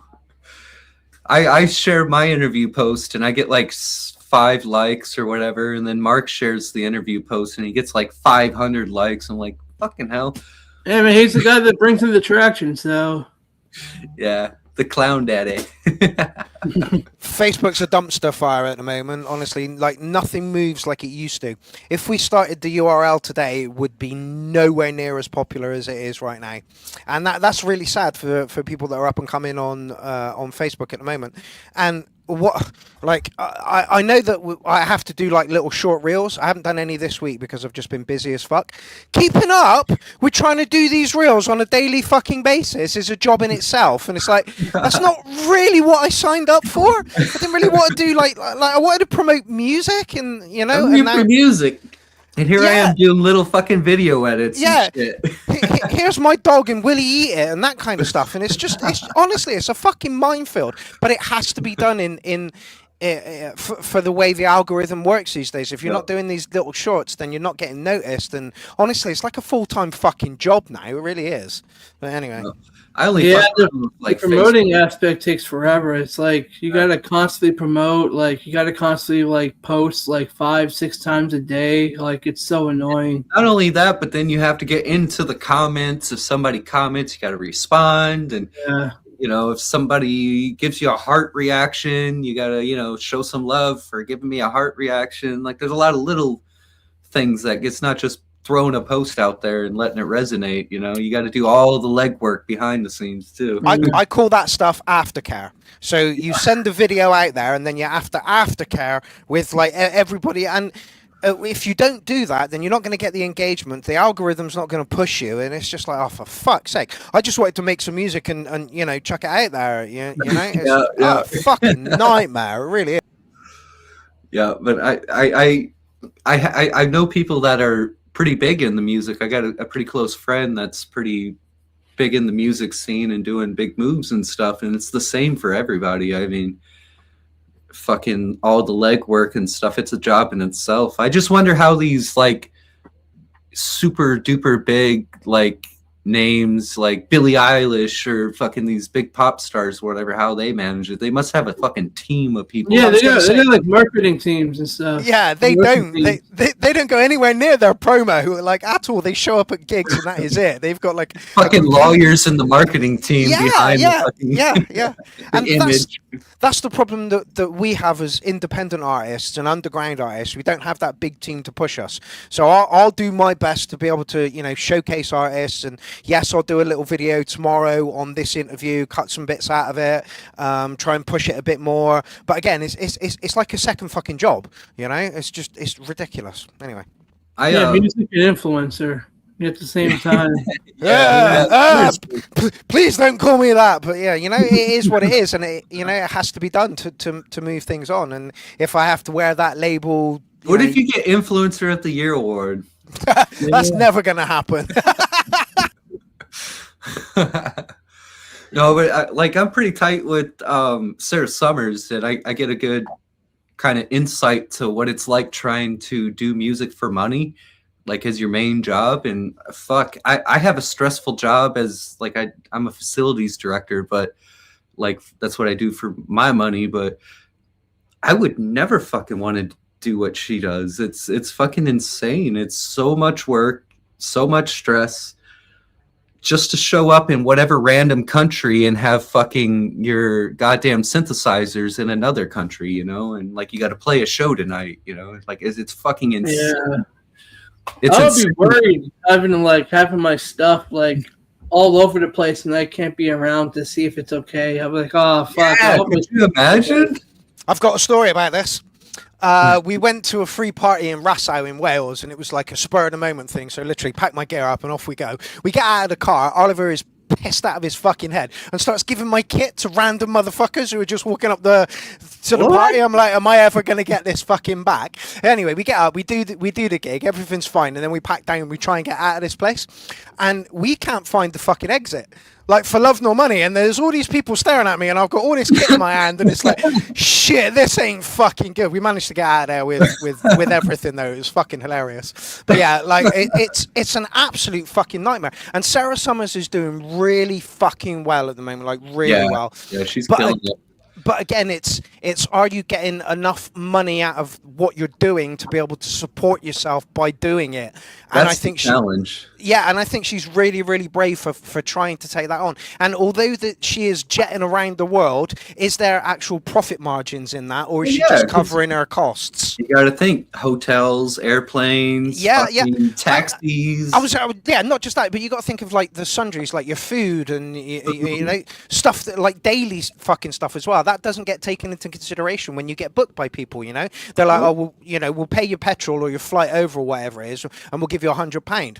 It's like, well, if you're not paying for my hotel, then that's £89 on the hotel. Then I've got to get some food, and at that point, you're in negative numbers. Yeah, right. It's fucking ridiculous. Like, I'm trying to get YMNK over for Clownfest in the Field, and he's like, if I don't have to spend any money out on getting to you, then that would be ideal. And it's like, that shouldn't even be a thing. It should be like, okay, I'll pay for your travel comfortably, and then here's a lump sum of money over the top of it. But it's so super hard to gain any money out of doing anything in music these days. It's just ridiculous. Especially in that scenario, like you don't know how much, Mark, you're going to make until you do the ticket sales and stuff. So if you say you're going to give them $100 and then you make $200 on ticket sales, you don't know until it's over. Yeah, absolutely. And that was you the can same predict, but you don't know until the end. Yeah, well, that was the same for Clownfest in the Field. The first one we did, we had 100 tickets for sale, and before the event, we'd sold like 46 or whatever. And so we were like, oh, we're going to lose money on this, but hey, no problem. We'll go through it, and then we'll see what comes out at the end of it. Literally, the guy who was dealing with the tickets messaged me on like the Monday afterwards, and he was like, "You do realize you've sold 86 tickets?" I'm like, "You're kidding? That means we've literally broke even." So yeah, it's a minefield. It really is. I wouldn't want to do it. I'm not going to charge for tickets to Clownfest USA. Bitch, just come. Let's party. Let's have a good time. Yeah. Get together and play some music. Yeah, that's my thing. Even if a whole lot of people don't, like performers don't actually show up and stuff, we might just do a smaller version, like on the back deck or something, and just live stream that shit. But well, see, this is the thing. You've got to do an event. It's got to be semi-good so that people look at it and go, okay, we'll come to the next one, and the next one will be bigger, and then the next one will be bigger. It's like if you look at Tomorrowland, when they did their first one, it was just like one really small stage. Right. That you know, and then like what was it, 15 years later, they're one of the biggest fucking festivals Massive in the world. Yeah. fireworks and So flames. it all starts with just a tiny little idea, but you've got to be able to follow that idea on the next year and keep it going and keep it going and keeping it going. So you know, who knows? In 5 years, you could be like a 500 capacity venue for the Clown Army meetup in the USA. Who knows? That would be sick. Yeah, I plan on following it through every single year. Yeah, I would love to be there every single year as well, mate. Yeah. We're doubling the size of what we did last year. So we had 100 tickets last year for sale. We've now got 200 tickets for sale. So if we sell those 200 tickets, then that's our budget that we're working to. But again, it's all up in the air. Are we going to sell 200 tickets? Who the hell knows? I haven't even sorted a lineup yet. You don't know until tonight almost. You gotta sort the lineup first. It helps, So, Eric- right? So, Eric, what can we expect? Any new stuff you're working on? I know you mentioned some top secret stuff earlier. Yeah, I'm working on some stuff, kind of secret at the moment, but hopefully it comes to fruition. But I'm working on currently 2 different things. Gonna take some time. I'm working on revamping some of my older hip hop beats from earlier last year, and kind of working on a new project for that. A bit like a revamp, and some of the tracks that didn't make it on my Reform album, like I kind of want to also revamp those and hopefully have that out. So hopefully within the next year, like both of them will be out. Nice. You're gonna release them on where, like Bandcamp and Yeah, Bandcamp. I have like some singles out right now for the hip hop stuff on YouTube, and I also have one single for the hip hop for the house like album. Also on YouTube, on both, all on SoundCloud. But yeah, you can check it out there. Okay. We'll have to get a link for that and drop it in the chat or something. Definitely. Sorry, I was reading the comments. So I think we've covered everything. We covered how big your penis is. Yep. It's half an inch long, hard. Yeah. Nice one.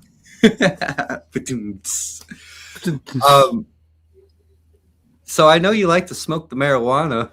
Yeah. What is the first time you ever smoked weed? Do you remember?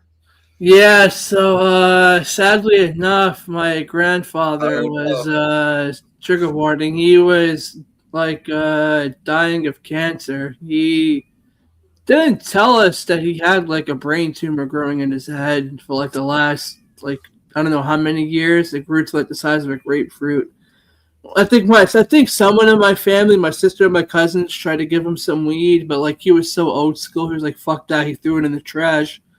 My sister comes up to me. She was like, "Hey, like, you ever smoked weed before?" I'm like, "No." Like, I wasn't really too interested at first, and then went to my uncle's house, smoked with my cousins and my sister, and we had like some sour diesel and some AK-47. And we were smoking like a couple of like blunts, and then like we were watching that 70s show, and I shit you not, like I was like so baked. I felt like I saw like that part when they get high and all the psychedelic stuff comes in. I felt like I was seeing that like throughout. I was like, oh shit, what the hell? But then like I kind of like wasn't too interested for like the first few years, but then like life got stressful when I was a teenager. I'm like, I need something to like relax. Take the edge off, yeah. Take the edge off, so I just started smoking.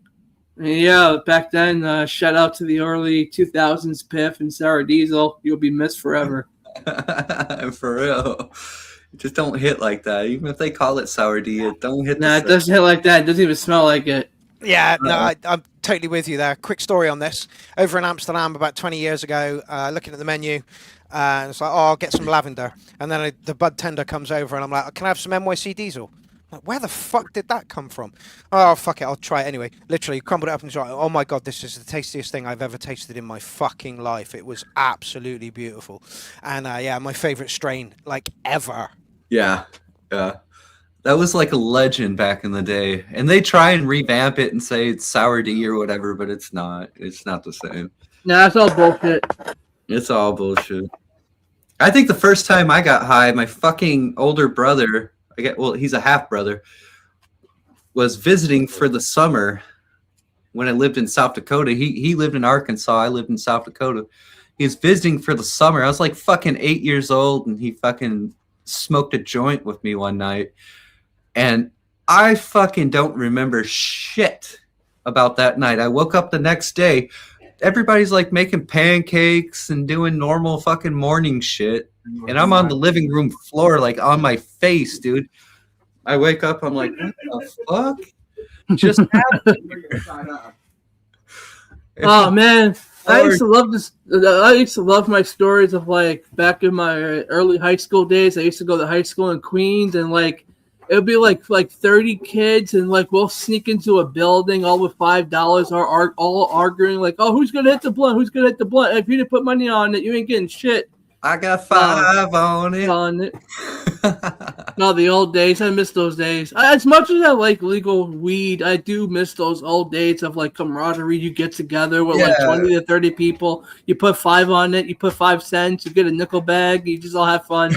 Yeah, socialize. There's a certain je ne sais quoi to it. Yeah, it hit different than it does. Now you just go and get your little bag and you go home by yourself and smoke. Yeah, just smoke.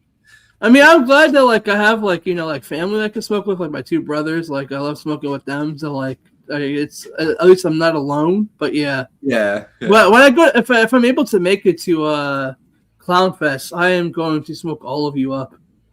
We're good at gravity bongs, everything, you name it.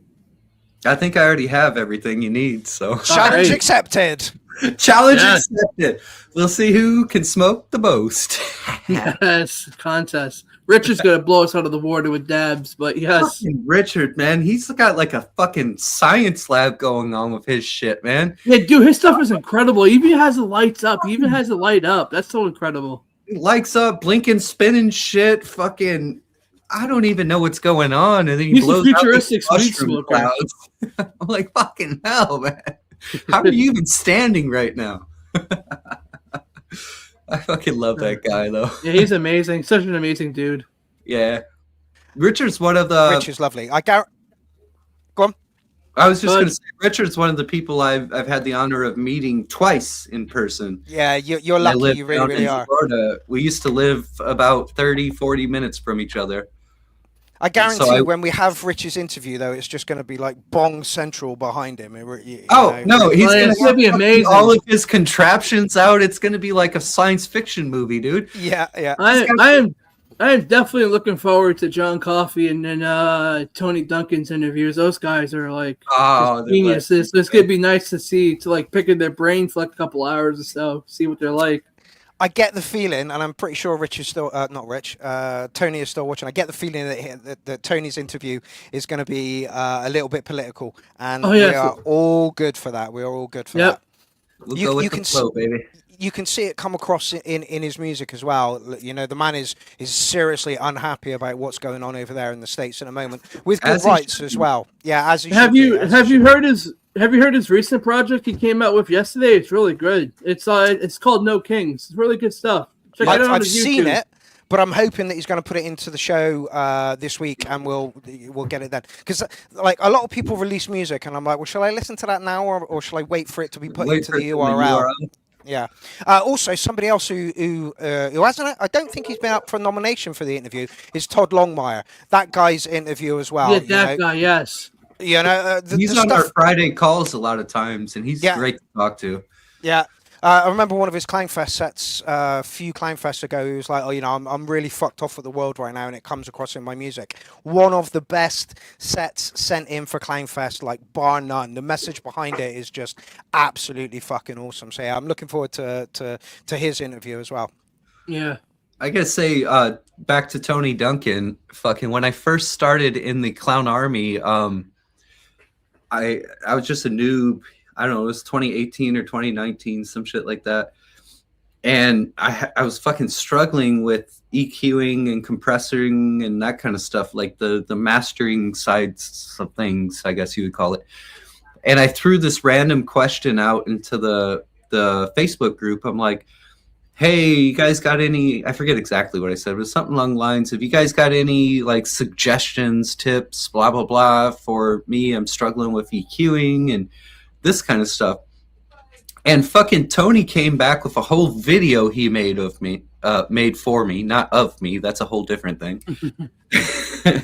But a whole video he made for me where he had his Ableton pulled up and he was like showing me different EQ things with Fab Filter or that EQ software, and like just fucking explaining the basics of EQ to me like in the most simplest terms, where I was just like, something about the way he described it and stuff. I'd heard people say similar things, but it's just the way he delivered it. It was like, it just clicked. I was like, oh, yeah, I got it. Yeah, I would say like Tony Duncan, John Coffey, Richard Lambeau, Todd Longmire, Gasm Wood, like Cy, like Leroy. Like I've learned like a lot from those guys, and those guys like, like if I put something bad out, they just got to let me know and be honest, and it's going to be very helpful for me at the end. But yeah, like there's so many great minds in the Clown Army. Can't name every single one because it's like thousands of them. But yeah, like it's a collection of great people making great music. And I always look forward to every Tuesday because every Tuesday it's just banger after banger. It's like my Tuesdays are my therapy days, honestly. Yeah, I honestly like that more than therapy now. I just like sit there and listen to the music. Me too. And then listen to Mark rant. Yes, Mark's rants are epic. Here comes a rant. I could feel it. I could feel it in my bone. I try and stay clear of the rants at the moment because everybody is of the same opinion, and it feels like I'm just preaching to the converted. We all know it, Yeah. So yeah, I try and keep the rants to a minimum these days. But I am on my own on Tuesday, so who the fuck knows? When you're on your own, it's dangerous. Hold on. Well, I got a question. The saying is preaching to the converted? I thought the saying was preaching to the perverted. I've been saying that wrong for like 25 plus years. Preaching to the perverted? That just sounds better than converted, but well, that was a film. It came out, I don't know, God, Jesus Christ, in the 90s, Preaching to the Perverted, and that's where the saying changed, but yeah. Oh, okay. It has there's an etymology to it. It has a nice ring to it. Yeah. Preaching to the perverted. I think you can actually confidently say that anytime you're preaching to the Clown Army people. Yes. Not me, because I'm a nun. I'm innocent. I'm a fucking nun. I've never even had sex before. I'm a virgin for 500. Oh yeah, definitely. Yeah, and I'm Jesus. For $5,000, you can take my cherry right now. Oh God! That cherry went years ago, fella. I don't know how you said that with a straight fucking face. I really the whole don't. hour and 45 minutes has been Eric trying to rizz me up. Yeah, literally, right? If he was sat next to you, his hand would already be on your crotch by now, right? Oh yeah. Just rubbing your leg casually, and you're like, stranger danger, stranger danger, stranger danger. Then we gotta get a private room for a few hours. It's okay. I won't hurt you, Eric. You're safe with me. This has been fantastic. I'm so happy I got to do this with you guys. I know, man. It's been really nice talking with you. It's very comfortable talking with you, I should say. Yeah, It's smooth. Some of the interviews I feel a little pressure, I'm like, but with you it's just flowing and stuff, and I dig that. Yeah, I want good chemistry. I'm wondering if we do. We should actually date sometime. Yeah, we should. Yeah. Yeah, I think we'd be a good couple, a cute couple. Yeah, get some babies. Babies. I wonder if they would take your traits or my traits. They'll probably take my traits. They'd be some really stubborn Sicilian Puerto Rican kids. Are you part Puerto Rican? Yeah, part Puerto Rican, part Italian. Nice. That's a good combination. Yeah, fun, interesting fact. That's how you get stabbed. My last name before I got adopted was Velasquez, and then when I got adopted, I never met my father, so I didn't want a last name for someone I didn't know. So I changed it to my adopted mother's last name, DiGiamo, of James, which is actually where the name The Sounds of James comes from, by the way. I was going to originally call it The Sounds of Jamo, but so many people have problems like pronouncing it, so I usually say DiGiamo, but you can say DiGiamo or just DG, like whatever, it's easy for you. I think I've always called it DiGiamo. But then I just changed it to The Sounds of James just to make it like more simplified, because there was one time I was on the phone with a representative, and she's like, "Hi, is this Eric Digiaimo?" I'm like, "Yeah, this is him. What's up?" I didn't even like try to like correct him. I'm like, "Yeah, that's him. What's up?" It's not worth your time, dude. Yeah. Can we get to the business here? Yeah, like, why are you calling me? How much owe you? Yeah, no shit. Usually when I say, "Hi, is this Mr. Click?" Yeah. Click. Nope, not me. To me, everybody is their artist name, because as far as I'm concerned, the name that you were given at birth is not the name, your artist name. So everybody to me is their artist names. And we were at Gorgeous Roy's, and I kept calling him Roy. I'm like, Roy. He's like, "You do know my name is Leroy?" I'm like, "Yeah, not to me, fella. It's Roy. You know, that's just who you are." So yeah, so Eric is signed as James as far as I'm concerned. Right. I don't know. I feel like I get to know people in the Clown Army, whether it's through like the group chat or in the comments on the Facebook page, or in the chat on the URL or whatever. I get to know these people, and then I kind of hear their music. That might sound bad, but like I get to know them first, and then I dive into their music. It's weird for me. Like there's a lot of people that will just send me random links to their music, and I'm like, I don't even fucking know who you are. Like, wine and dine me first, and then I'll listen to your track. Like, say hello, good morning, something. Bane of my life, mate. No fucking talking or whatever, or no introducing. It's just a fucking link. Yeah, and then I'm like, "Yeah, you're gonna put that into the show or what, fella?" You know? Yeah. I say the same thing. I learned that from Mark. I'm like, the URL's on Tuesday. This is perfect for that. I'll hear it then when you submit it. But when I get to know people, like I get to know you and stuff, then I start really diving into your music. Outside of what I hear on the URL, I mean, like independently, I start like looking for people's music. So like the point of it is I get to know them first. I get to know you as Eric and stuff. And then I'm like, oh, he's the Sound of James is his artist's name. And, I go down that rabbit hole and stuff of each artist, but I don't know. I'm just now. Yeah, I love like sometimes just listening to like either like older like live sets or Clown Fest sets. Like I remember like recently, like I was going back listening to some of Dean Daughter's like sets. Like he's amazing. The shit on the Eurorec was fucking amazing. Oh. Like that guy is so knowledgeable and so technical. Like I aspire to be like something like that when I get older. Just have like his like influence and his sound. He's amazing. And he is possibly one of the only people who is actually making a living off of music. It might not be, playing music or whatever, it's sample packs and stuff, but at least he's earning a wage from a passion, And that's kind of what we all want. We all want to give up the fucking day job, to be able to do this, And I'd like to think that he found a way to do it.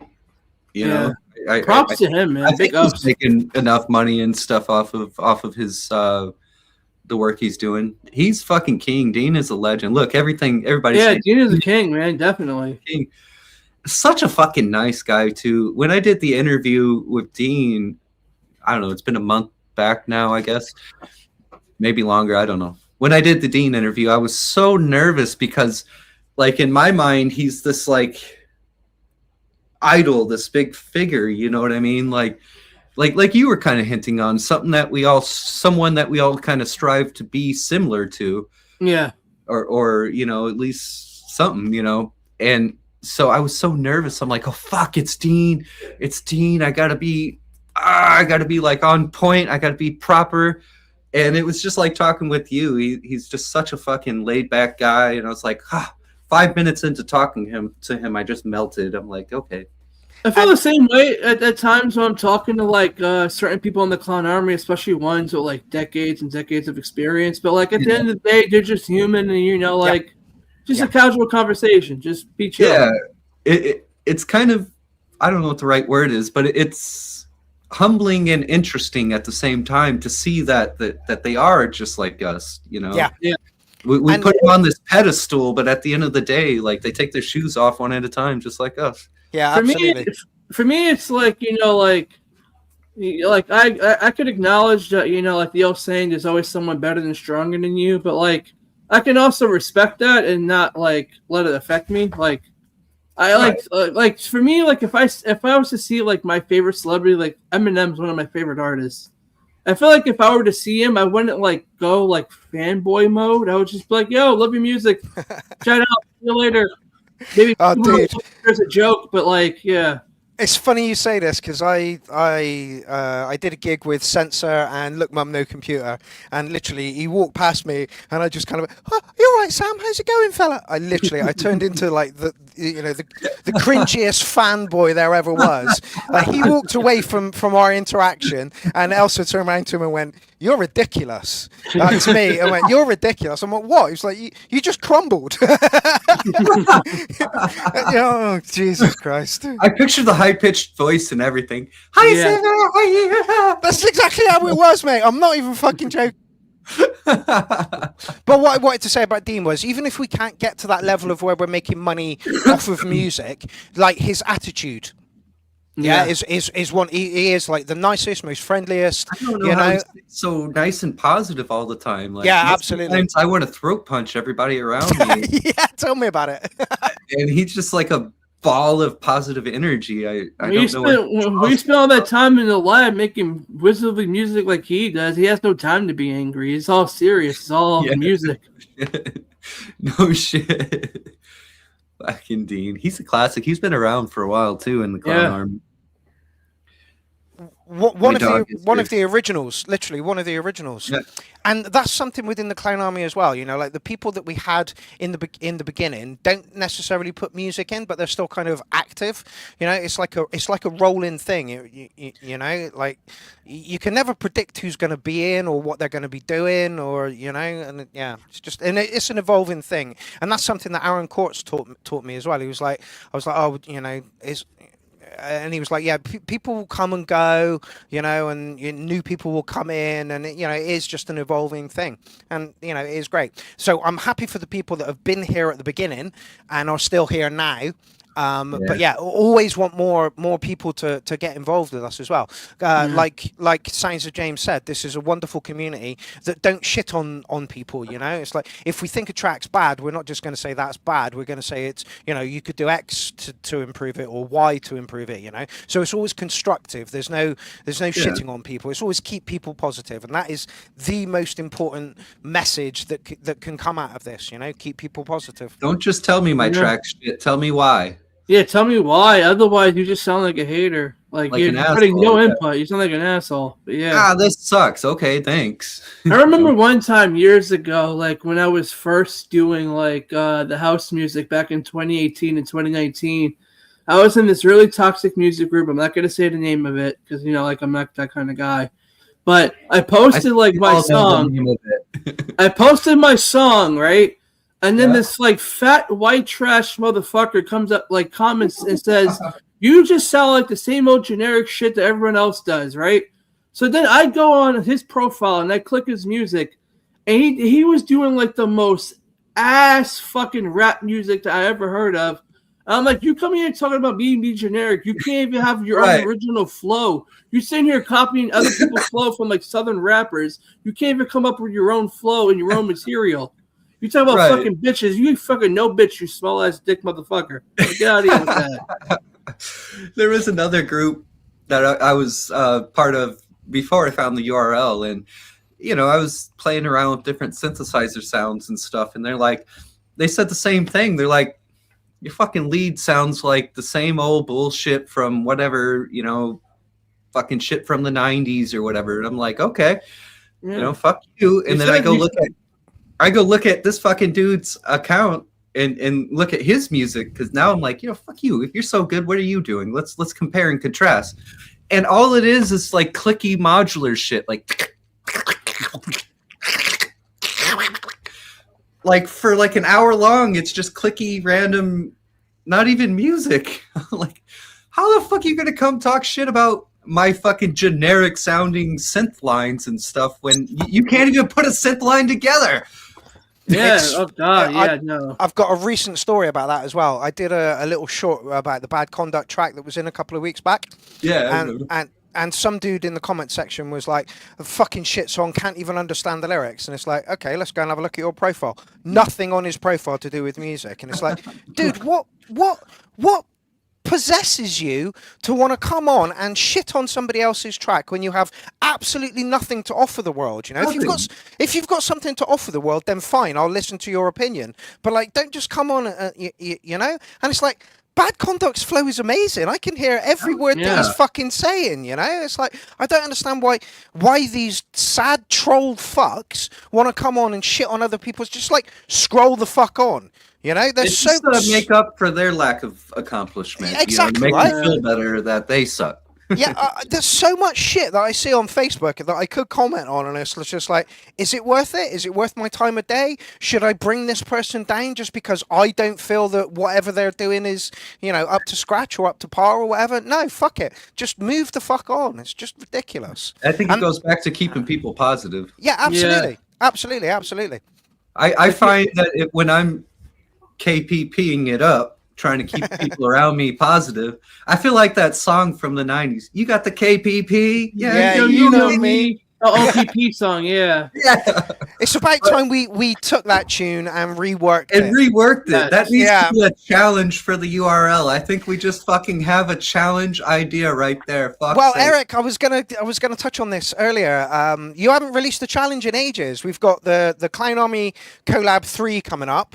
We've also got Art Black's idea of a film score, which me and Art are chatting about, and he's... The problem with that one is we can't use video footage because the video footage will be banned on YouTube and stuff. So he's thinking about going to film schools and seeing if they've got like a couple of little shorts that we can or even like some stock footage he can get. Yeah, absolutely. So yeah, you need to release a challenge, fella. The problem with my challenges is they're like what I like to do, and I really like to fuck around with samples and manipulate sounds and stuff. And people find that a major ball ache, you know. Yeah, absolutely. You in specific, and then you give me hell the whole time about how hard of a challenge this is. I'm like, it's in the fucking name. It's a challenge. It's supposed to be challenging. Fuck's sakes, if it was easy, it would be a challenge. Yeah. But yeah, you need to sort one out soon. So the kitchen one we did, you know, like fucking take these random sounds and make a song out of it, you know, like that's the kind of vibe I got. So maybe I'll throw a poll out there and see like if what other people want to do, you know. So it's not just like a little thing in my head that I want to do. And I would love everyone to do a Yoko X Wing challenge. Like you have to do the best mashup possible. Like that would be amazing. My birthday is March 9th, by the way. If anyone wants to send me a mashup of Yoko Ono and Wing together, that'd be great. Thank you very much. Please, somebody do this for Eric. He's been on about this for like the longest amount of time. Yeah, I've been very obsessed with it. We will pay you $3 and titty cents. Titty cents. Titty cents. I'm paying the titty up front. You got the nipples right there. Titty has been paid up front. Now make the Yoko Ono fucking mashup, people. Yeah. Don't disappoint. So I'm wondering if any of you fucking clowns out there in the chat have any questions for Eric? Any questions? Actually, I do. Eric, do you do your own mastering? Do you do any mastering, or all of your tracks like raw out of the door? Like raw out of the door. I try to do my best to like, you know, sound edits and make sure everything sounds crisp. But like, yeah, I don't master. I wish I could master. Mastering's a bitch. Well, I don't like, honestly, I don't think you need to per se, because the stuff that comes out of your door raw, it sounds absolutely gorgeous. Thank you. Like it really, really does. So, like handing it off to somebody for like a tenner to do the mastering on it, just to add that extra little punch to it, might be worth doing. But like I say, the sound that is coming out of your door is fantastic. It really is. And I gotta just add, just to put emphasis on something we talked about earlier, Dean Daughters has doubled down and said drum bus for the win. So yes, I know Rancid Poet and Dean Daughters said I gotta do it now. I gotta do it. You know it's fucking the bee's knees, man. I gotta listen to the Wise Men. Yeah, you gotta listen to the what did you say, the Wise Men? The Wise Men, yeah. Dean, Tony, and Gazim are the three wise men. Yes. and the OGs. Oh man, no fucking questions in the comments, people. Come on. Yeah, it's no good. I guess everyone's tired of hearing of me now. We probably should end it. It's been 2 hours now. Hey, Are you a top or a bottom? I'm a top always. Aha! I knew Yeah. it. I And knew I it. like subs. I'm a top and I like subs. Ah, my man. So we'll add that on to the Only Clowns account. Yeah. Hot top looking for bottom subs. Oh man, if nobody's got any questions in the comments, man, I've ran through all of my questions. Yeah. Man. This has been great. Thank you for having me. You've been amazing to chat with, man. It's been just natural flowing and stuff, and that's the best. And I know that the Sounds of James was very, very nervous about doing this interview, and again, didn't need to be. Just, you know, conversation flowed, and that's really, really important. Yeah, for sure, man. Much love to all of you. You weren't nervous. He was like, fucking, I was more nervous than he was. Yeah, I'm actually pretty calm now doing it. Yeah, I told you, it's just like shooting the shit with a buddy, Yeah. man. It's like a it was Friday fun. night. It's been fun chatting with you these last 2 hours. I know, it's fucking been 2 hours and 3 minutes and 20 seconds. Holy shit. I flew, bro. Oh, yeah. Well, I guess we'll close. Mark, do you got a track from the Sound of James that we can close on? Absolutely, I do. Let me just share the screen. And again, I want to thank both of you for doing this. Sounds of James for being the interviewee, and Eric for being the interviewer. Yeah, thank you, Eric, for putting up with Eric's ADD hour. And thank you, Mark, for giving me like the best, easiest job in the whole clown army. I just get to like chat with people and ask them how big their penis is and stuff like that, you know, like the same stuff I would do in their DMs. It's just in person, you know. Yeah. Again, Eric came up with the idea. AML Science came up with the idea for the interviews. I'm like, sure, let's do it. They've been really, really good. This is like on the URL, you only get to see their tracks, you know, and like minimal comments in the comment section. Here, it's a different matter. It evolved out of two things. The interviews did. The first thing is I was feeling like I wasn't being very productive in the community, even though I was like an admin. Like I had to contribute to the music community somehow, because I haven't been putting out music, just fart noises on my fucking synthesizers that nobody wants to hear, you know. So I wanted to do something to be active in the community. And then also I had all about the same time, I was trying to think of ideas. I'm like, what can I come up with? Should I do another challenge? But then we had the collab challenge things going on. It was a bad time and Clown Fest and everything. And I saw this fucking post in another group, and it was like questions for people, like spotlighting people in that group for that week, where it would be like they would have 20 questions they would ask them and answer them, but it was in like text form.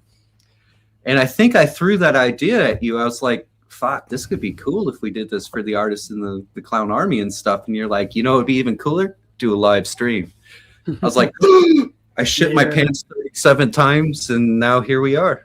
Yeah, the interviews are doing really well, and like I say, it just brings the community a little bit closer together. It gives you an insight into the producer, because like I say, we just see their tracks on like a Tuesday night.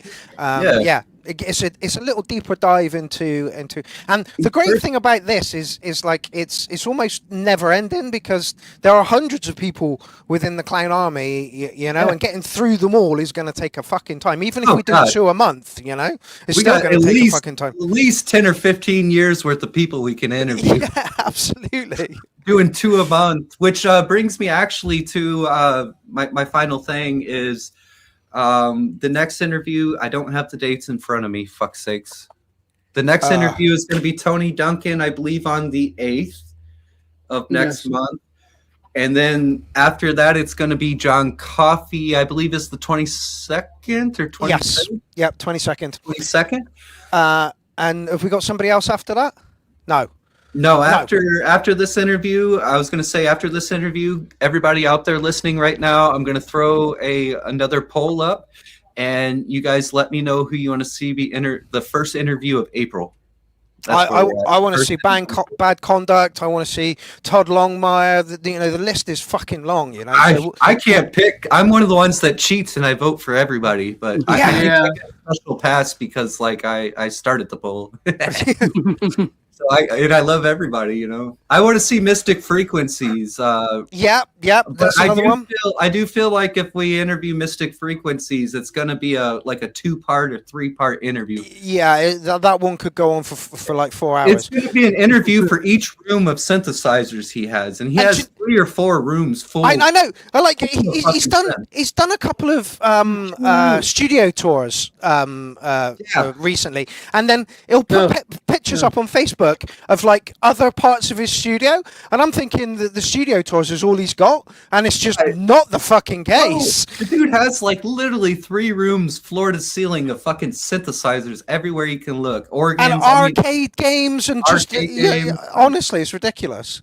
I wonder what he does for fucking money, man, to afford all this shit. Back up. I gotta sell a kidney just to fucking fill this modular case behind me. Yeah, tell me about it, right? Looks like Signs of James is struggling with his dog there. Yeah, my dog wants to play. He's being a bully. He's being a big bully. Big over here. Look at his little bully. Yeah, he's like, fucking you want this. You want this, baby, don't you? He's like, it's been 2 hours. Stop talking and play now. Yeah. And did you say he was a pit cross as well? He's a black lab pit bull mix. Yeah. Pits are a nightmare. Stubborn, bloody minded. It's like I would have it any other way. I love this boy. He's so good. So good. I had a pit bull I rescued once down in Florida. When I lived in North Fort Myers, and in our backyard, I had it set up. He can go in. We had a fenced in backyard. It was an 8-foot tall fucking wood fence, right? And there was some neighborhood kids walking by on the sidewalk outside of the fence, making noise, being loud. This fucking dude ran, jumped, cleared the 8-foot fence, and was knocked them over and was in their lap giving them kisses before anybody could even blink. He fucking cleared an 8-foot fence. I'm like, oh shit. Yeah. Pitties are, we used to have a Rottweiler, and I used to take her to the park, and there was this group of about 3 or 4 kids sat down, and Bella just made a fucking beeline for him. You should have seen their faces. They shat their pants and all jumped up, and I'm like, mate, she just wants to lick you to death, honestly. Yeah, just a big teddy bear, but that is intimidating having him run at you oh yeah, I can imagine. Fuck, it's going down. Yeah, and there's this fucking train of a dog is just coming towards you. It's ridiculous, but yeah. All right, guys, I love both of you. Love you. Everybody out there that's been watching us, our ADD hour, or 2 hours, I should say. 2 hours. We love all of you guys, and we're going to end off with the sound of James Out of Reach. We are indeed. Again, just want to thank everybody for joining us this evening. I want to thank Eric and Eric for being interviewer and interviewee. Don't forget. That's a nice ring. Yeah, doesn't it? Eric and Eric. Don't forget, we've got John Coffey coming up next, who is our resident masterer for tracks within the URL. Go on. Tony Duncan's next, and then John. Oh, sorry, I got it around the wrong way. So very political one coming up, which I am actually really looking forward to, because I get the feeling we're going to get into all kinds of mechanics of what's going on over in the States at the moment, as well as music. And then John Coffey, like I say, was our resident mastering engineer for just about everything that comes through the Clown Army. He's working on the collab tracks right now, is he? Yeah, he is. It's funny because he sent me Signs of James, and I think it was Graham Lee that you were working with. Yeah, Gravy. Yeah. He sent me that 4 times. He's like, wait, I got to tweak the compressor a little bit more. But that same fucking file, same track, 4 times. I'm like, John, this is the 4th time you've sent it to me. Did you mean at least he didn't send it 4 times and followed up with, tell me when you hear the difference. Yeah. So yeah, look out for the poll in the Playpen group. Eric will put that up presently, and yeah. So yeah, thank you everybody for joining us this evening, and I'll see you on Tuesday for the URL, and I will see you in about 2 weeks, I think it is, for the next interview. Yep, so, on the 8th. Thank you very much, Eric and Eric. We'll see you presently in the green room after the track finishes. Yep. And yeah, everybody, thank you so much for joining us this evening. Oh, no. Yep, there he is. So yeah, thank you all for joining us this evening. The interviews just get better and better. Like I say, Signs of James was very nervous about that one, but I think he absolutely fucking smashed it. Like I say, another little look into how producers around the URL do things, and just some general chit chat in general, which is what these interviews are all about. Right, I'm going to leave you now with another track from the Signs of James, and yeah, look forward to seeing you soon, Clown Army.